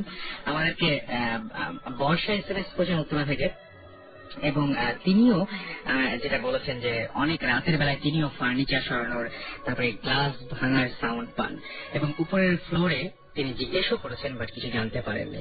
তো মানে এই ব্যাপারটা খুব অদ্ভুত যে যেমন বর্ষা এই কাজটা করেছেন, জিজ্ঞেস করেছেন, শিওর হয়ে গেছেন। তো আমি এখনো শিওর হইনি, আসলে আমি সত্যি কথা বলতে কি শিওর হতেও চাই না। ইনফ্যাক্ট অনেকে হয়তো শিওর হতে চান না এই সমস্ত বিষয়ে, খামোখা ভয় বাড়িয়ে লাভ কি। সাজু, আচ্ছা আমি একটা কথা বলি, যাদের সাধারণত একটা রুমে একা থাকতে হয়, বেশিরভাগ মানুষের মধ্যে তাই থাকতে হয়, অনেকে একা বাসায় থাকতে হয় বিভিন্ন সময়, সব সময় না হলেও। তো যারা সাধারণত এরকম একা বাসায় থাকেন বা এরকম একা রুমে থাকেন, তাদের সব জিনিস আমি যেটা বলবো যে ঘাটতে যাওয়া আসলে ঠিক না। যাই হোক, সাজু আমাদের চিটাগং থেকে SMS করেছেন, এবং তিনি কষ্ট পেয়েছেন তার SMS পড়া হয়নি বলে তার SMS টি পড়ে ফেললাম। আরিফ আমাদের SMS করেছেন, নয়ন SMS করেছেন টঙ্গী থেকে, রিকি পন্টিং, ও মাই গড, রিকি পন্টিং আমাদের SMS করেছেন, এবং তিনি ভূত শুনে ভয় পান সেটা জানিয়েছেন। যাই হোক, ব্যাটিং এ ভয় না পেলেও ব্যাট করতে যে কোনো বোলারকে তিনি ফেস করতে পারেন, এবং বল হাতে, এবং তিনি মানে ফিল্ডিং এর সময় তিনি যে কোনো বল খুব ভালোভাবে লুফে নিতে পারেন। কিন্তু এটা খুব একটা অদ্ভুত ব্যাপার যে ভূত এফএম হজম করাটা একটু ডিফিকাল্ট তার জন্য। ভালো লাগলো শুনে। অনুপ লিখেছেন যে আমি ভূত এফএম এ প্রায় প্রতি এপিসোড শুনি। Thank you so much, stay tune to radio Furti, এবং আশা করছি সবসময় ভূত এফএম এর সঙ্গে থাকবেন। হাসিব আমাদের SMS করেছেন, এছাড়াও SMS করেছেন আমাদেরকে র্যান্ডম গ্রুপ, আচ্ছা, এবং আমাদের SMS করেছেন কণা চিটাগাং থেকে, আমাদের SMS করেছেন টিনা খুলনা থেকে, সোহেল রাজশাহী থেকে, এছাড়া আমাদের SMS করেছেন আমির, আচ্ছা আমাদের SMS করেছেন Soumik, king of black magic উত্তর থেকে SMS করেছেন। তার SMS না পড়লে তিনি ব্ল্যাক ম্যাজিকের বেশি আমাদের অবস্থা খারাপ করে দেবেন এরকম একটা ঘোষণা দিয়েছেন। এছাড়া আমাদের SMS করেছেন নাইম, SMS করেছেন আমাদেরকে ভূতরে ভারী, আচ্ছা ভূতে ভারী, আচ্ছা মনির আমাদের SMS করেছেন। যাই হোক, আমাদের সঙ্গে আরো একজন গেস্ট রয়েছেন, তার সঙ্গে আমরা একটু পরিচিত হব, এবং সেই তিনিও আসলে আমাদেরকে একটা খুব ভয়ঙ্কর ঘটনা শোনাবেন। যে ঘটনাগুলো আমরা সাধারণত শুনি, যে এলাকার অনেকের মুখেই শুনি, ঘটনার সত্য মিথ্যা জানি না, কিন্তু আমরা শুনি এবং আমরা বেশ ভয়ও পাই। এরকম একটা ঘটনাই আমরা শুনবো তার কাছে। আপনার নামটা একটু প্লিজ সময় আগে বলে ফেলবেন। তার আগে জানিয়ে দিই, যারা SMS করতে চান তারা লিখবেন মোবাইলের মেসেজ অপশনে গিয়ে SHOUT শাউট স্পেস আপনার নাম স্পেস আপনার মেসেজ পাঠিয়ে দেবেন 984 নাম্বারে। যারা SMS এর বদলে ইমেল করতে চান, ইমেলে কিন্তু আপনার ঘটনা পাঠাতে পারেন, বড় ঘটনা, যে ঘটনাগুলো আমরা পড়ে শোনাবো বা আপনি স্টুডিওতে এসে আমাদের সাথে শেয়ার করবেন। সো ইমেল করার অ্যাড্রেসটি হচ্ছে ভূত FM, BHTTFM, ভূত FM @radiofurti.fm। আচ্ছা, এবার চলে যায় আপনার কাছে, কি ঘটনা আপনার, তার আগে নাম পরিচয় সব জানি। আমি মোহাম্মদ আফসিরুল আলম, আচ্ছা, তেজগাঁও থেকে। ওকে, আমি এবছর এসএসসি পরীক্ষা দিয়েছি। ওকে, ভয় পাচ্ছেন? সামান্য। ওকে, তো আপনি একটা ঘটনা বলছেন, এটা যে ঘটনাটা বলবেন সেটা কোন এলাকার ঘটনা? সেটা আমার নানুর বাড়ির ঘটনা, চট্টগ্রামে। আচ্ছা, এটা আমার এক বন্ধুর মুখে শোনা। ওর নাম টিপু। ঘটনাটা হচ্ছে একটা পুকুরকে নিয়ে। অনেক আগের ঘটনায় একদিন এক ছেলে রাত্রিবেলায় পুকুরে গিয়ে, ওই পুকুরটাতে গিয়ে তিনি মাছ ধরার জন্য জাল ফেলেন। এরপর জাল ফেলার পর আস্তে আস্তে জালটা ডুবতে শুরু করলো, পানিতে পড়ে নিচের দিকে যেতে শুরু করলো, যেটা হয় আর কি সাথে। কিন্তু যেহেতু তার ভিড়তে থাকার কথা জালটা, কিন্তু তিনি দেখলেন যে জালটি তার হাত ছেড়ে আরো দ্রুত নামতে শুরু করছে। এই সময় তিনি, তার আগে আপনি বলতেছেন জালটা তাকে হঠাৎ করে ভারী মনে হলো, নাকি এরকম মনে হচ্ছিল যে নিচ থেকে টানছে, এরকম মনে করছিলেন। এরপরে তিনিও জোরে টানতে শুরু করলেন, কিন্তু তিনি কিছুক্ষণ ধরে একটা পারলেন না, হঠাৎ করে শক্তিতে পারলেন না। আমি মানে যারা শুনছেন তাদেরকে একটু বলি, উনি প্রচন্ড ভয় পাচ্ছেন, তো আমি একটু হেল্প করছি তাকে। তো আপনি যেটা বলতে চাচ্ছেন যে তাদের মানে মনে হচ্ছে নিচ থেকে কেউ টানছে, এবং মানে সে সেই শক্তির সাথে পেরে উঠছে না। এক পর্যায়ে জালটি ডুবে গেল পানিতে। এরপর জালটি নেওয়ার জন্য তিনি পানিতে ঝাঁপ দিলেন। তো ঝাঁপ দিতে দেওয়ার পর তিনি পুকুরে সাঁতরে সাঁতরে গভীরে চলে গেলেন। এরপর এক পর্যায়ে তিনি ফিল করলেন যে তাকে একজন টানছে ভিতর থেকে, পুকুরের ভিতর থেকে। এরপরে তিনি ওই শক্তিটার সাথে পেরে উঠতে পারলেন না, তাকে আরো জোরে টানতে শুরু করলেন, এবং এক পর্যায়ে তিনি অজ্ঞান হয়ে গেলেন। তো অজ্ঞান হওয়ার কিছুক্ষণ পর যখন তিনি জ্ঞান ফিরে পেলেন, তখন তিনি দেখলেন যে তিনি একটি গুহার ভিতরে। তো গুহার ভিতরে তিনি একা, কিছুক্ষণ অপেক্ষা করার পর দেখলেন যে একজন বৃদ্ধ লোক তার সামনে আসছে। এরপর সামনে এসে বলছে, ভয় পেও না, তোমার কিছু হবে না, তুমি আজকে যা দেখেছো এটি তুমি কাউকে বলো না, বিনিময়ে তোমাকে আমি এই মানে তিনি তাকে অনেক স্বর্ণালঙ্কার বিভিন্ন মূল্যবান জিনিস দিলেন এবং বললেন যে কাউকে না বলতে। এরপর তিনি যে দুটি মানে সাথী আবার পুকুর থেকে বের হয়ে এলেন এবং বাড়িতে চলে যান। এরপরের দিন তিনি না, তার মানে হচ্ছে যে যখন বৃদ্ধ তাকে বললো যে মানে পুরো ব্যাপারটা বললো যে এরকম ঘটনা মানে জাস্ট একটা কাউকে না বলতে, তারপরে তিনি কি করলেন? মানে হঠাৎ করে দেখেন যে আবার তিনি উপরে চলে এসেছেন নাকি ওখানেই তিনি সেন্স ফিরে পেয়েছিলেন? মানে আবার সেন্স হারিয়ে ফেললেন এবং সেন্স ফিরে পাওয়ার পর তিনি দেখলেন যে তিনি পুকুরের উপর। আচ্ছা, এরপর তিনি বাড়িতে চলে গেলেন এবং পরের দিন এক্সাইটমেন্টের কারণে তিনি সবার কাছে এই ঘটনাটি খুলে বলেন। এরপর খুলে বলার পর রহস্যজনকভাবে পরদিন তিনি মৃত্যুবরণ করেন। এটা কি আপনার এলাকাবাসী সবাই জানে ঘটনাটা এবং যে তার মুখ থেকেই এই ঘটনাটা শুনেছে যে এরকম একটা ঘটনা ঘটেছিল?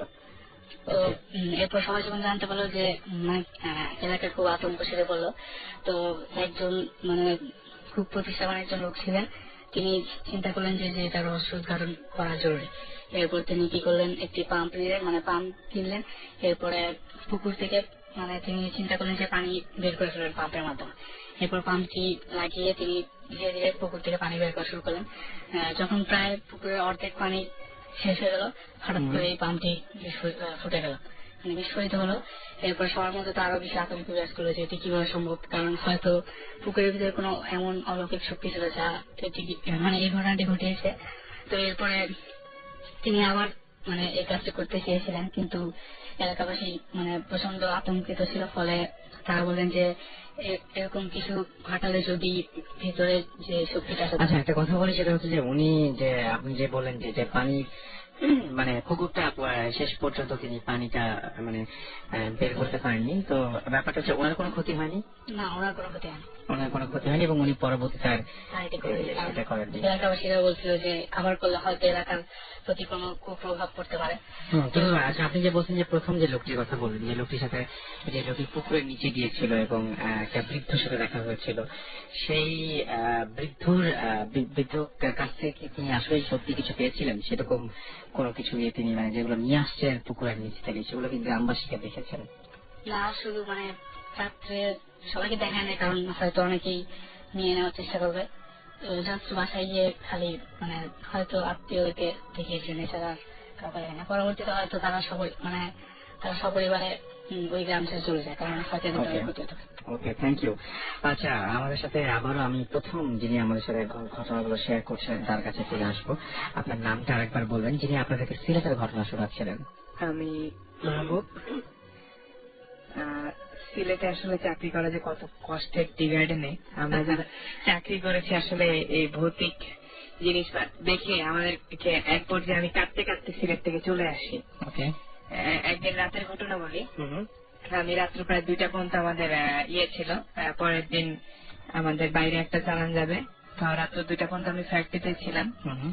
তো আমি ডিউটি শেষ করে ফ্যাক্টরি থেকে হাঁটতে হাঁটতে আসতেছি। তো পথের মধ্যে আমার ফ্যাক্টরি থেকে আমার বাসার দূরত্ব প্রায় ছিল 2 মাইলের মতো। আচ্ছা, আমি হুন্ডাও নিয়ে নিই, আর আমাদের অ্যাসিস্ট্যান্ট ম্যানেজার যে নিয়ম ছিল যে হেঁটে আসতে হইতো, ডিউটি শেষ করে হেঁটে আসতে হইতো। আমি হেঁটে হেঁটে আসতেছি। তো কিছু দূর আসার পরে আমি শুনলাম যে আমার পিছনে কেউ একজন আসতেছে। আমি চিন্তা করলাম যে কোন চৌকিদার মনে আসতেছে ফ্যাক্টরি থেকে আমার হেল্প করার জন্য। তা আমি তাকালাম, দেখলাম কিছু নাই। আবার আমি হাঁটা শুরু করলাম। কতক্ষণ পরে দেখলাম যে লাঠির যে একটা থপ থপ আওয়াজ, ওইটা পাচ্ছি। তা আমি চিন্তা করলাম যে কি হইতে পারে। তা আমি পিছন থেকে তাকানোর পরে আমি যা দেখলাম, আমি বলতে পারবো না যে একটা বিশাল একটা মানে কি বলবো যে হাতির থেকে উঁচু যে কিছু একটা আমার পিছনে পুরো ছায়াটা আমি দেখতে পাচ্ছি। জিনিসটা আমি দেখতে পাচ্ছি না, জাস্ট ওটা ছায়াটা দেখতে পাচ্ছি, ছায়াটা পড়ে আছে। আমি জাস্ট দ্রুত হাঁটা শুরু করলাম ওই জায়গায়। আমার কাছে মনে হলো যে সেটা দৌড়াচ্ছে। আমি আর কিছু বলতে পারিনি। এরপরে দিন ভোরবেলা আমার খোঁজ পরে সবাই, যে ম্যানেজার আসে নাই কেন, খোঁজ পরে আমাকে নাকি পাওয়া গেছে অনেক দূরে একটা পাশে, নালার পাশে। এবং আমার হাতে নাকি পুরাটা ছিঁড়া ছিল এবং আমার বুকে একটা দাগ আছে এখন। ওই দাগটা এখন আমি ফিল করি যে একটা কাটা দাগ।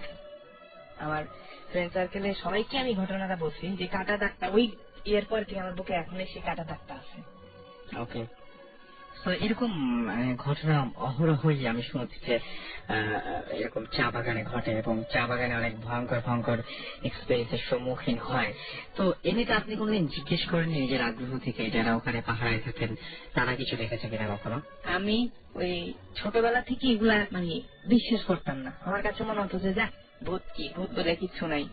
তো যখন আমি চিন্তা করলাম যে সত্যিকারের কিছু একটা আছে, আমার পাশে কি একজন থাকে, আর এগুলা যখন টি গার্ডেনে যাওয়ার পরে দেখলাম আমার কাছে মনে হচ্ছিল যে আমার এগুলা মিথ্যা।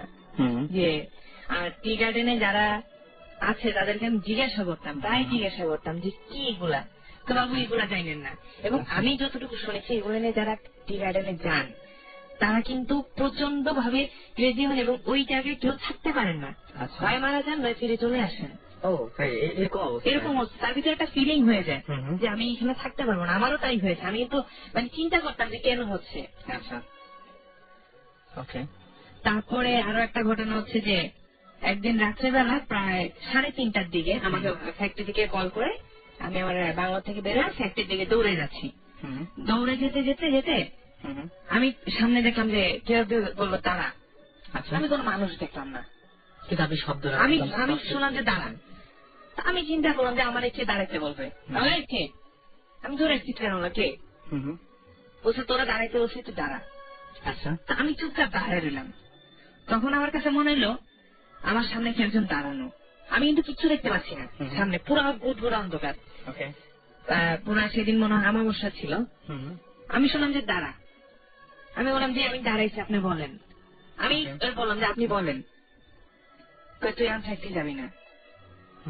আমি সেই ফ্যাক্টরিতে একটা ঘটনা ঘটছে, যেই ঘটনাই ঘটছে তুই যাবি না।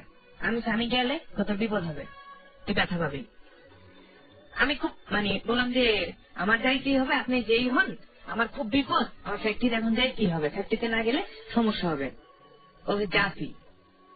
এবং আমি গেলাম। যাওয়ার পরে আমি দেখলাম যে আমার পায়ে রক্ত পড়তেছে, আমার হাত দিয়ে রক্ত পড়তেছে। আমি জানি না কিভাবে ছিলছে। ইভেন এই ঘটনাটা আমার এখনো হয় যে আমি জানি না, ইভেন গত পরশুদিন আমি জানি না আমার হাত কিভাবে কেটে গেছে। আপনার এমনিতে আমি যেটা বললাম যে টেস্টেডে যে সমস্ত মানে ঘটনাগুলো ঘটে, যে আপনি বলেন যে দুজোর ঘটনা শোনার পরে আপনার খুব অদ্ভুত লেগেছিল, তো তারপরে ওইখানকার মানুষজন অনেক এরকম ধরনের ঘটনা জানে, যে সমস্ত ঘটনার সাথে ওটা অহরহই পরিচিত এবং ফেস করতে হয়। তো সেরকম কোন ভয়ঙ্কর ঘটনা যেটা চালু আছে ওখানে, এরকম কোনো ঘটনা আপনার জানা আছে বা শুনেছেন? আমি জুজুর কাহিনীটাই বলি। আমার এক কলিগ রিসেন্ট উনি মারা যায়। ওনার কাছ থেকে আমি শুনি, উনি টি গার্ডেনে নিয়ম হচ্ছে যে একজন অ্যাসিস্ট্যান্ট ম্যানেজার অ্যাটলিস্ট 5 বছর পরে হলে ওইখানে বিয়ে করতে পারে কিংবা ওয়াইফ নিতে পারে। তো উনি প্রথম দিকে বিয়ে করছে, গোপন রাখছে, তো কাউকে বলেনি। তো একদিন ভাবিকে নিল, সবাইকে সারপ্রাইজে ভাবিকে নিল। তো ভাবি আবার ব্ল্যাক ম্যাজিক প্র্যাকটিস করতো। আমাদের সবাই কি বলতো যে তোমার ভাবি এই জানে, তোমার ভাবি এই জানে। তো ভাবিরে একদিন বললাম যে ভাবি আপনি তো জানেন, ইয়ে করেন। তো ভাবি এমনি বলো যে ভাই আজকে না আমি ইয়ে করব। তো ভাবি পরের দিন ভাবি আমারে বললো যে ভাই আপনারা তো কিছু একটু জানেন, আমার রাতের একটা ঘটনা ঘটছে। আমি যখন আপনাদের বললাম যে এই ঘটনা বলবো, একটা ঘটনা ঘটছে। কি এরকম আমি দেখলাম যে আমার সামনে একটা লোমশ একটা মানুষ দাঁড়ানো। বলে যে ভাবি লোমশ কি, কিরকম দেখতে? বলে যে অনেকটা গেরিলার মতো দেখতে। আচ্ছা, বলছে ভাবি আপনি স্পষ্ট দেখছেন? বলছে হ্যাঁ ভাই আমি দেখছি। আমি জিজ্ঞাসা করলাম ভাই আপনার কি করছে আপনাকে? বলছে ভাই কিচ্ছু করে নাই, আমি চোখটা খুলে দেখলাম আমার বিছানার পাশে দাঁড়ানো। আচ্ছা, ওকে, আমরা একটা ঘটনায় যাই এবং এই ঘটনাটা খুব অদ্ভুত ব্যাপার। সেই ঘটনাটা হচ্ছে যে লিখেছেন যে আমি এখন অস্ট্রেলিয়া থাকি, অস্ট্রেলিয়া মেলবোর্নে, এবং সেখান থেকে তিনি আমাদের এই ঘটনাটি শেয়ার করেছেন এবং তিনি বলেছেন যে তিনি এখন পড়াশোনা করছেন। এখানে আসার পর থেকে ভূত এফএম খুব মিস করি, তার মানে রিসেন্টলি তিনি গেছেন এবং তিনি বলছেন যে আমার খুব যাওয়ার ইচ্ছা ছিল বাট আমি টাইম মিলাতে পারিনি, মানে লাইভ আমাদের সাথে শেয়ার করতে চেয়েছিলেন একটা ঘটনা। এই ঘটনাটা আমার এক দাদুর, তার কাছেই শোনা, হোপফুলি আপনাদের ভালো লাগবে এবং আমি ঘটনাটা তার মুখে শুনি 2004-এ। আচ্ছা, এবং তিনি যেটা বলছেন যে তার কাছ থেকে শুনে আমি ডায়েরিতে যা নোট করেছিলাম ঠিক তার ভাষ্য, এবং তিনি যেটা বলতে যাচ্ছেন সেটা হচ্ছে এরকম যে আমি আচ্ছা 1958 সাল এই সময়ের ঘটনা, এবং তিনি বলছেন যে আমার বয়স 18-র মতো, মানে এটা উনি বলছেন না, যার ঘটনা তিনি বলছেন। আমি ছোটবেলা থেকে খুব ফুর্তিবাজ মানুষ ছিলাম। তোমরা তিনি যারা এখন যেমন করো, আমি সেই সময় তেমনই ছিলাম। বাড়ির ছোট ছেলে হওয়ায় কোনোদিন কেউ কিছু বাধা দিত না, এবং গান বাজনা আর যাত্রায় যাওয়া এটা তার হচ্ছে একটা নেশা ছিল। একদিন শীতকালে খবর পেলাম যে দেওয়ানগঞ্জে যাত্রা দল আসছে। শুনে আমি তো খুশি। তখনই গ্রামে গঞ্জে ঘোড়ার গাড়ি আর ঘোড়ার প্রচলন আছে। আমাদের বাড়িতে 3টা ঘোড়া ছিল। আমার ঘোড়ার নাম ছিল মানিক। আমি মানিককে নিয়ে সকাল সকাল ছুটি দেওয়ানগঞ্জের পথে। পৌঁছাতে পৌঁছাতে প্রায় বিকাল হয়ে যায়। যাত্রা শুরু হয়। যাত্রা শেষ হয় অনেক রাতে। আমি মানিককে দড়ি খুলে ওকে নিয়ে আবার বাক্সিগঞ্জের পথে রওনা হই। এখন যে জায়গায় পলাকান্দি ব্রিজ, ওই জায়গায় তখন পুরাই খালি, বিরান এলাকা আর বিশাল বড় নদী। কিন্তু ওটা ছাড়া আর কোনো শর্টকাট নাই। আমি নদীর পাড়ে এসে দেখি একটা নৌকা আছে। তখনও নৌকায় ঘোড়া নিয়ে উঠি। আমি ছাড়া নৌকায় আরেকজন আছে, আরেকজন আছে শুধু, আর আছে মাঝি। আচ্ছা, মাঝি আর ওই লোকটা ঘোড়া দেখেই বোঝে যে আমি কোনো বড় ফ্যামিলির ছেলে হব। তাই বলে, ভাইজান কই যাবেন? আমি সব খুলে বলি।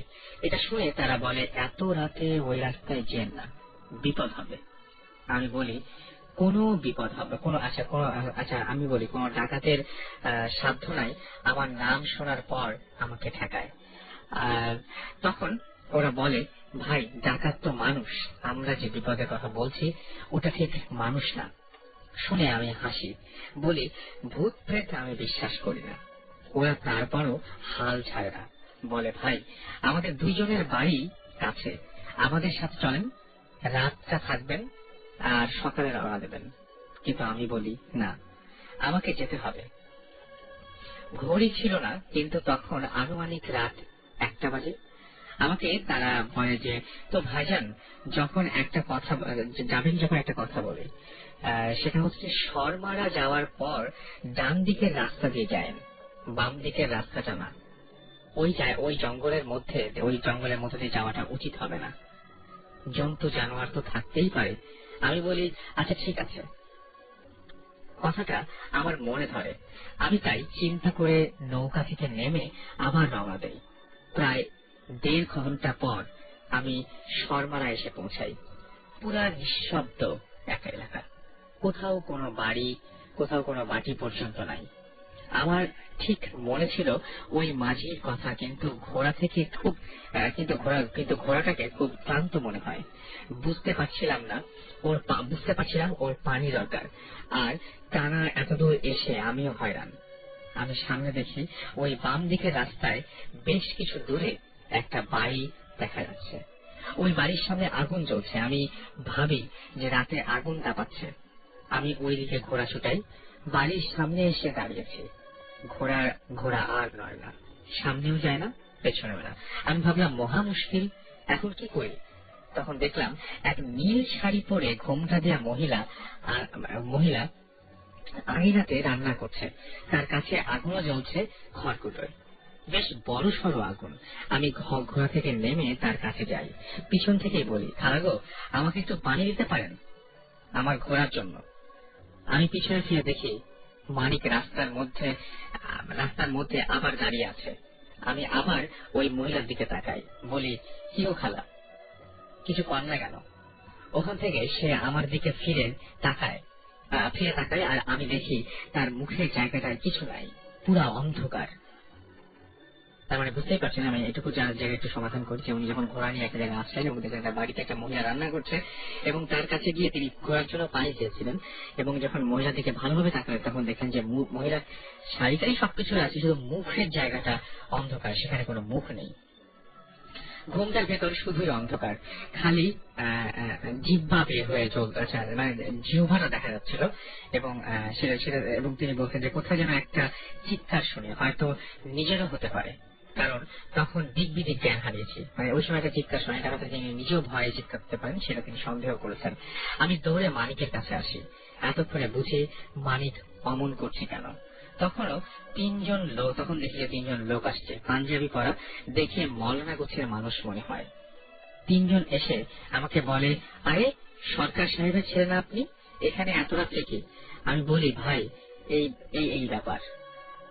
একজন বলে, এই রাস্তায় আবার বাড়ি কই পাইলেন? আর রাস্তা তো পুরাই মানে এবড়ো খেবড়ো মাটির রাস্তা, কেমনে গেলেন ওইদিকে? আমি তাকিয়ে দেখি, আসলেই তাই, রাস্তাটা চলাচলের উপযোগী নয়, কেমন জঙ্গল একটা ব্যাপার। কিন্তু আমার মনে আছে আমি ভালোই রাস্তায় দেখেছি। এরপর আমাকে তারা বলে যে সামনে আমাদের বাড়ি আছে, কিন্তু আমাদের বাড়িতে তো থাকতে পারবেন না, অনেক বড় ফ্যামিলি, আমাদের নিজেদেরই ঠিক মতন জায়গা হয় না, কিন্তু আমরা আপনাকে নিরাপদ একটা জায়গায় রাখবো, ভুলেও সেখান থেকে বের হবেন না, আমরা সব বুঝে শুনে আবার আপনাকে নিয়ে যাব। এটা বলে তারা কিছু দূর হেঁটে চলে আমাকে নিয়ে। মানিকও দেখি পুরাই শান্ত, কিছু করছে না। তখনই সামনে দেখি ঘাটের ভেতর কিছু, আসলে ব্যাপারটা হচ্ছে, আমি একটু সরি বলি যে আমার এসএমএসটা মেলগুলো পড়তে সমস্যা হয়, যে সাধারণত বাংলাটা ইংরেজি লেটারে লেখা হয় এবং মানে কিছু শব্দের মানে বানান বা স্পেলিং এমন ভাবে লেখা যায়, বুঝতে একটু সমস্যা হয়ে যায়। যাই হোক, আমি রিয়েলি সরি ফর দ্যাট। ঘাটের ভেতরে যাই হোক, তিনি ঘাট দেখতে পান এবং ঘাটের ভেতরে কিছু গাছপালা, কিন্তু ঠিক বুঝতে পারি না। আমি ভাবছি বাগান হবে। আমাকে আর মানিককে নিয়ে ওরা ওই ঘাট দিয়ে ঢুকিয়ে গাছের নিচে বসতে বলে। আমি গাছের নিচে বসি আর মানিক পাশে দাঁড়ানো। ওরা বলে, আমরা কিছুক্ষণ পরে আসছি, কোথাও যাবেন না, এটা বলে চলে যায়। আমি গাছে হেলান দিয়ে থাকতে আরামে ঘুম চলে আসে। ফজরের আজানে আমার ঘুম ভাঙে। আমি উঠে দেখি আকাশ ফর্সা হয়ে গেছে, মানিকও আছে। তখনও গাছের নিচে বসা আমি গত রাতের ঘটনা চিন্তা করছি। এমন সময় দেখি একজন মৌলানা গোছের মানুষ আমাকে দেখে ঘাট দিয়ে ভেতরে ঢুকে এসে বসে। সে আমাকে জিজ্ঞেস করে, আপনি এখানে কি করেন? আমি তাকে সব খুলে বলি। সে তখন বলে যে ওই জঙ্গলটা খারাপ, ওইখানে আর কিছুক্ষণ হলেই আপনাকে মেরে ফেলতো, ওইখানে অনেক খারাপ জিনিস আছে। আপনার ভাগ্য ভালো যে যারা আপনাকে পরে পাইছে তারাও মানুষ না, তারা হলো জিন, কিন্তু ভালো জিন, তাই আপনার তাকে নিরাপদ স্থানে রেখে গেছে। উঠে একবার চারপাশে তাকিয়ে দেখেন। আমি দেখি যে তিনি বলেন যে আর তারা আপনাকে কোথায় রেখে গেছে জানেন? সেটা কোনো বাগান না। উঠে একবার চারপাশে তাকিয়ে দেখি, আমি দেখি এক মাজার সাইজের গোরস্থানের ভেতরে আমি আছি। দেখে আরো ভয় লাগে, কিন্তু ওই হুজুর আমাকে বলেন যে আমি এলাকার মসজিদের মুয়াজ্জিন, আজান দিতে যেই ছাদে উঠছি তখন আপনার উপর নজর পড়ে, আজান দিয়ে নামাজ শেষ করে তাড়াতাড়ি চলে আসছি, ভয় পাবেন না, তারা আপনাকে গোরস্থানে রেখে গেছেন। কারণ তিনি বলছেন যে গোরস্থান অনেক নিরাপদ স্থান, এবং সেই রাতে সেই গোরস্থানে আশ্রয় নেওয়ার কারণেই উনি বেঁচে গিয়েছিলেন। এই ঘটনাটা আমার কাছে বেশ ভয়ঙ্কর লেগেছে, যদিও পড়তে একটু সমস্যা হলো, বাট ঘটনাটা খুবই অদ্ভুত টাইপের একটা ঘটনা। এবং এরকম ঘটনা নিশ্চয়ই আপনাদেরও অনেকে আছে, যদি থাকে তাহলে অবশ্যই আমাকে ইমেল করতে পারেন বা SMS এর মাধ্যমে জানাতে পারেন। আমাদেরকে SMS করার নিয়মটি হচ্ছে শাউট লিখবেন, SHOUT, শাউট, স্পেস দিয়ে আপনার নাম, স্পেস দিয়ে আপনার মেসেজ পাঠিয়ে দেবেন 9840 নাম্বারে। আমি দেখতে পাচ্ছি আমাকে মৌসুমী রাজশাহী থেকে SMS করেছেন, এবং তিনি ফার্স্ট আজকে আমাদের SMS করলেন। এছাড়া ফরহাদ SMS করেছেন, এক্সাম চলছে তবুও শুনছেন। আমাকে জেমিমা SMS করেছেন চট্টগ্রাম থেকে, তিনি আমাকে জিজ্ঞেস করেছেন যে আমার প্রবলেম কি, আমি SMS পড়ি না। কুমু আমাকে SMS করেছেন, এবং আজকে প্রথমবারের মতো তিনি ভূত FM শুনছেন। আর মাহফুজ আমাদের SMS করেছেন রাজশাহী থেকে, এবং স্বামী আমাদের SMS করেছেন শেওড়াপাড়া থেকে, লাইট অফ করে তিনি ভূত FM শুনছেন। বাহ, চমৎকার। রকি চাঁপাইনবাবগঞ্জ থেকে আমাকে SMS করেছেন। এছাড়াও রাহুল রাজশাহী থেকে SMS করেছেন, আবির আমাকে SMS করেছেন, রাজ আমাকে SMS করেছেন, অর্পিতা SMS করেছেন, সোনালী, ফারিন বাবু, ওয়াসিম SMS করেছেন আমাকে, এছাড়াও আরো অনেকে, শৌখিন SMS করেছেন, শৌখিন, এছাড়াও আরো অনেকে। So stay tune. এবং আপনারা যারা SMS পাঠাচ্ছেন তাদেরকে SMS পাঠানোর নিয়মটি বলি, SHOUT শাউট লিখবেন মোবাইলের মেসেজ অপশনে গিয়ে, তারপরে স্পেস দিয়ে আপনার নাম লিখবেন, তারপরে স্পেস দিয়ে আপনার মেসেজটা লিখবেন, পাঠিয়ে দেবেন 9840 নাম্বারে। এছাড়াও লাভ বার্ড 14টা SMS করেছেন আমাকে এবং SMS করে বলেছেন যে তিনি এবং তার ওয়াইফ দুজন মিলে আমাদেরকে শুনছেন। এনিওয়েজ, আমাদের আরো একজন, আমাদের যে দ্বিতীয় গেস্ট ছিলেন তার একটা ছোট্ট ঘটনা আছে, সেই ঘটনাটা আমরা শুনবো। ঘটনাটা উইয়ার্ড। একটু আপনার নামটা বলে আবার শুরু করবেন। আমি রাফি।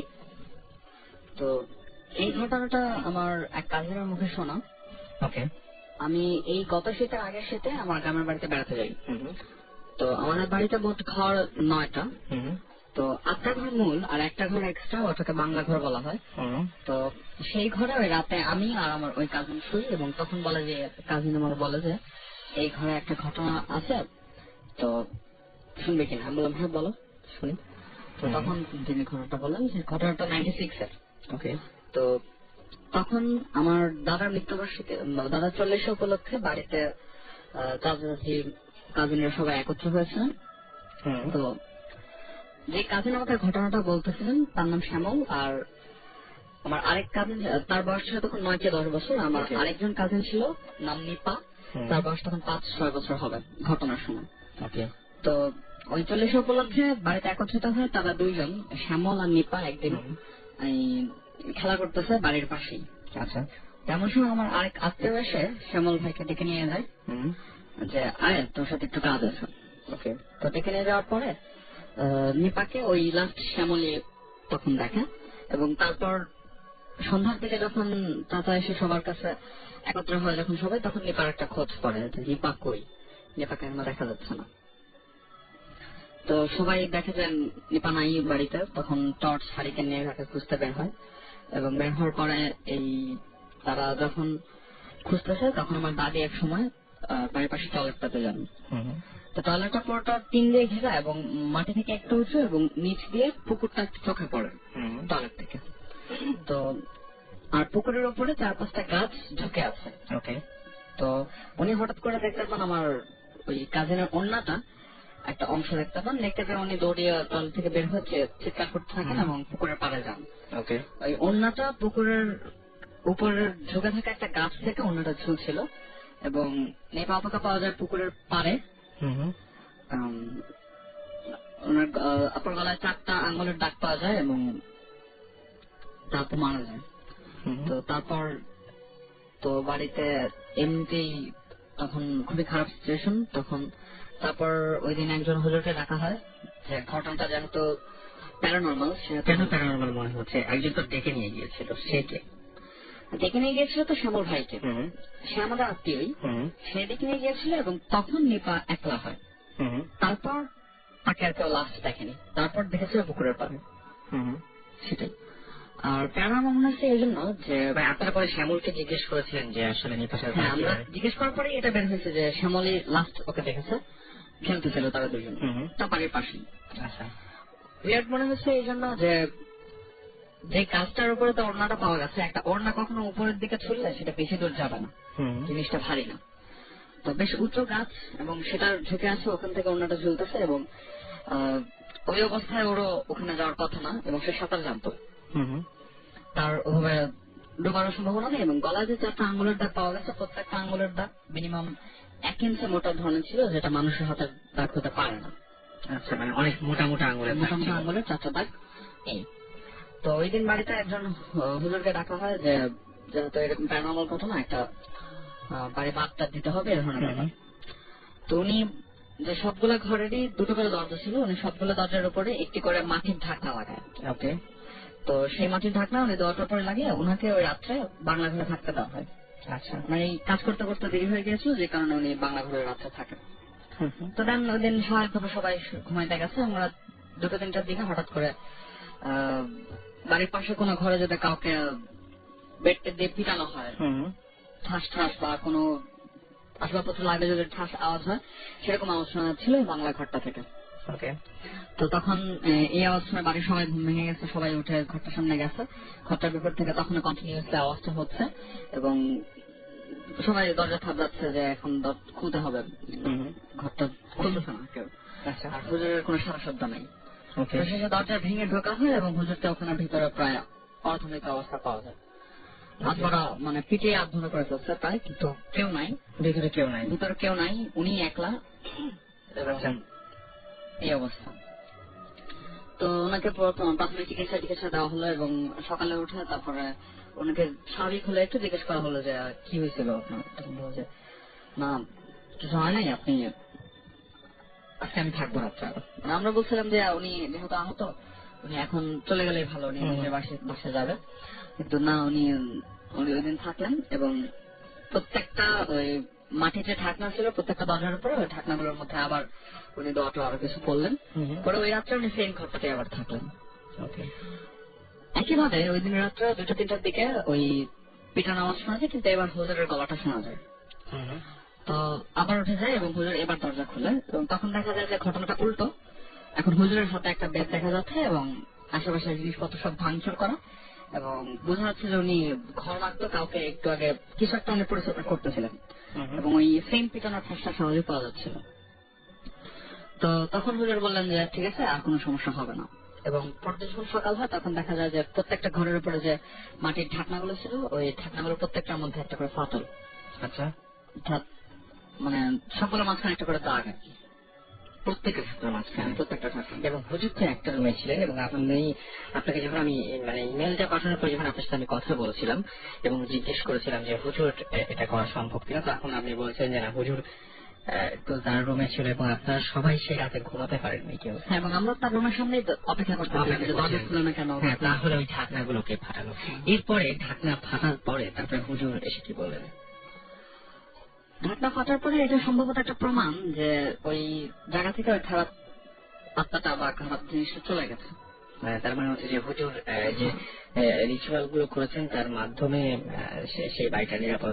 তারপরে আপনারা তো ওই ঘরের মধ্যে ঘুমিয়েছিলেন, সেদিন কোনো সমস্যা হয়েছিল? সেদিন আমি আসলে এই ভাইয়ের কাছ থেকে এই ঘটনাটা শুনতেছিলাম, তখন ওই ঘরটার মধ্যেই খুব শীত, আমার ঠান্ডা লাগছিল। তখন কাহিনীটা ওই সিচুয়েশনে ওই রাত্রে আশেপাশে ঝিঝি পোকার আওয়াজ হচ্ছে, সবকিছু মিলিয়ে বেশ হয়েছিল যে আমার ঠান্ডা লাগছে, চোখের পানি নাকের পানি, মানে তখন আমি ভয় বাথরুমে যেতে পারতেছি না রাত্রে। এক একটা করে ডাক্তার যাই তো কি হয়েছে তুই এমন করতেছি। তো ব্যাপারটা আসলে উইয়ার্ড ছিল। রাইট। আমরা দেখতে পাচ্ছি আমাদেরকে সুমন SMS করেছেন এবং তিনি বলেছেন যে আজকে তিনি প্রথম ভূত FM শুনছেন, খুব ভালো লাগছে, থ্যাংক ইউ। নাসিফ আমাদের SMS করেছেন এবং আমাদেরকে SMS করেছেন। আমিরুল SMS করেছেন আমাদেরকে। সুপাল SMS করেছেন। ফাতেমা এবং হাবিবা SMS করেছেন আমাদেরকে। ডেড ম্যান SMS করেছেন। অ্যান্ড সেই সাথে আমাদের SMS করেছেন মিজানুর রাজশাহী থেকে। এছাড়াও ঘোস্ট টেইলার তিনি আমাদের SMS করেছেন। এছাড়াও আমাদের SMS করেছেন রাফিদ এবং এছাড়া আমাদেরকে আচ্ছা তিনি বলেছেন সরি ভূত FM শুনতে গিয়ে রাতের ঘুম হারাম হয়ে গেছে, কোনো উপায় নাই না দেখে ঘুমানোর জন্য বিদায় নিচ্ছেন। Okay, have a nice sleep. Dark angel আমাদের SMS করেছেন। এছাড়াও হচ্ছে যে আবুদ SMS করেছেন আমাদেরকে। লুফতি SMS করেছেন। ভূত মিনিস্টার SMS করেছেন পরশ। এছাড়াও লিয়া SMS করেছেন। এছাড়াও প্রিন্স SMS করেছেন আমাদেরকে। SMS করেছেন আমাদেরকে মুন্না খুলনা থেকে। স্পর্শ SMS করেছেন সিলেট থেকে। ঝর্ণা বরিশাল থেকে। হীরা SMS করেছেন এবং তিনি আমাকে এক কোয়েশ্চেন করেছেন। আজকে এই কোয়েশ্চেনটা খুব জনপ্রিয় হয়েছে। আমার SMS মানে আপনার প্রবলেম কি, আমার SMS টা পড়ছেন না কেন? আমি আসলে আপনাদেরকে আন্তরিকভাবে জানাচ্ছি আমি সব SMS পড়তে চাই এবং ট্রাইও করি, কিন্তু যদি মানে আপনাদের সবগুলো SMS পড়তে চাই তাহলে ঘটনাগুলো কখন শুনবো, সবকিছু মিলিয়ে পড়ছে, তাই জন্য একটা সমস্যা হয়ে যাচ্ছে আসলে। সাফা আমাদের SMS করেছেন। এবং আমাদেরকে SMS করেছেন দেখতে পাচ্ছি হেলথ বয়, এছাড়াও আমাদেরকে SMS করেছেন স্পর্শ কন্যা সহ আরো অনেকে। সো আপনারাও যদি SMS করতে চান তাহলে আপাতত আর SMS করার মানে সময় মোটামুটি শেষ হয়ে গেছে। তো আপনারা আপনাদের SMS গুলো করতে পারেন তারপরে, কারণ আমরা আপনাদের SMS গুলো সযত্নে সংরক্ষণ করে রাখি এবং সেই SMS এর মধ্যে কোনো ইনফরমেশন থাকলে, গুরুত্বপূর্ণ কোনো কিছু থাকলে আমরা পড়ে শোনাই বা আপনাদেরকে ডেকে পাঠাই, আপনাদেরকে ডাকি। এবং আরেকটা জিনিস করতে হবে, সেটা হচ্ছে যে আমাদেরকে ইমেল করতে হবে। ইমেল করার অ্যাড্রেসটি আমি আরেকবার বলতে চাই, সেটা হচ্ছে bhotfm@radiofurti.fm এ আপনারা ইচ্ছে করে ইমেল পাঠাতে পারেন এবং ইমেলের সাথে অবশ্যই ফুল অ্যাড্রেস এবং আপনার ফোন নাম্বার লিখতে ভুলবেন না। অবশ্যই কোনো ভুতুড়ে ফোন নাম্বার না। প্রথম কথা হচ্ছে যে ভুতুড়ে ফোন নাম্বার হলে কি হয়, আপনি যে ঘটনাটা পড়া হবে সেই ঘটনার মাঝে মাঝেও যদি কোনো ধরনের কোনো ব্যাপার আমাদের বুঝতে সমস্যা হয় তাহলে আমরা আপনাদের থেকে জিজ্ঞেস করে নিই। আর আপনারা যদি স্টুডিওতে আসতে চান তাহলে আমরা ফোন করে যেটা করি আপনাদের কাছ থেকে ঘটনাটা জানতে চাই। সো এই জন্য আসলে ব্যাপারগুলো খুব ইম্পর্টেন্ট। এনিওয়েজ, আজকে সময় প্রায় শেষ হয়ে গেছে এবং আজকে আমরা শেষ করবো। আমাদের যারা গেস্ট রয়েছেন তারাও অলমোস্ট তাদের সমস্ত ঘটনাগুলো আপনাদের সাথে অলরেডি শেয়ার করে ফেলেছেন। কথা হবে আবারও আগামী শুক্রবার এবং নতুন একটা বছরে, এই 1418 সাল তখন পড়ে যাবে, 1417 সাল আর থাকবে না, বিদায় 1417। এবং প্রত্যেকটা বছরেই আমাদের অনেক প্রাপ্তি থাকে এবং প্রত্যেকটা বছরে আমাদের অনেক ব্যর্থ থাকে। আমাদের এই বছরে যে ব্যর্থতা, সেই ব্যর্থতাগুলো আগামী বছরে প্রাপ্তি হয়ে আসুক। আগামী বছরটা অনেক অনেক সুন্দর যাক এবং এই বছরে আমরা এই বছরটা আমাদের জন্য অনেক অনেক বেশি ইম্পর্টেন্ট, কারণ এই বছরে শুরু হয়েছিল ভূত FM এবং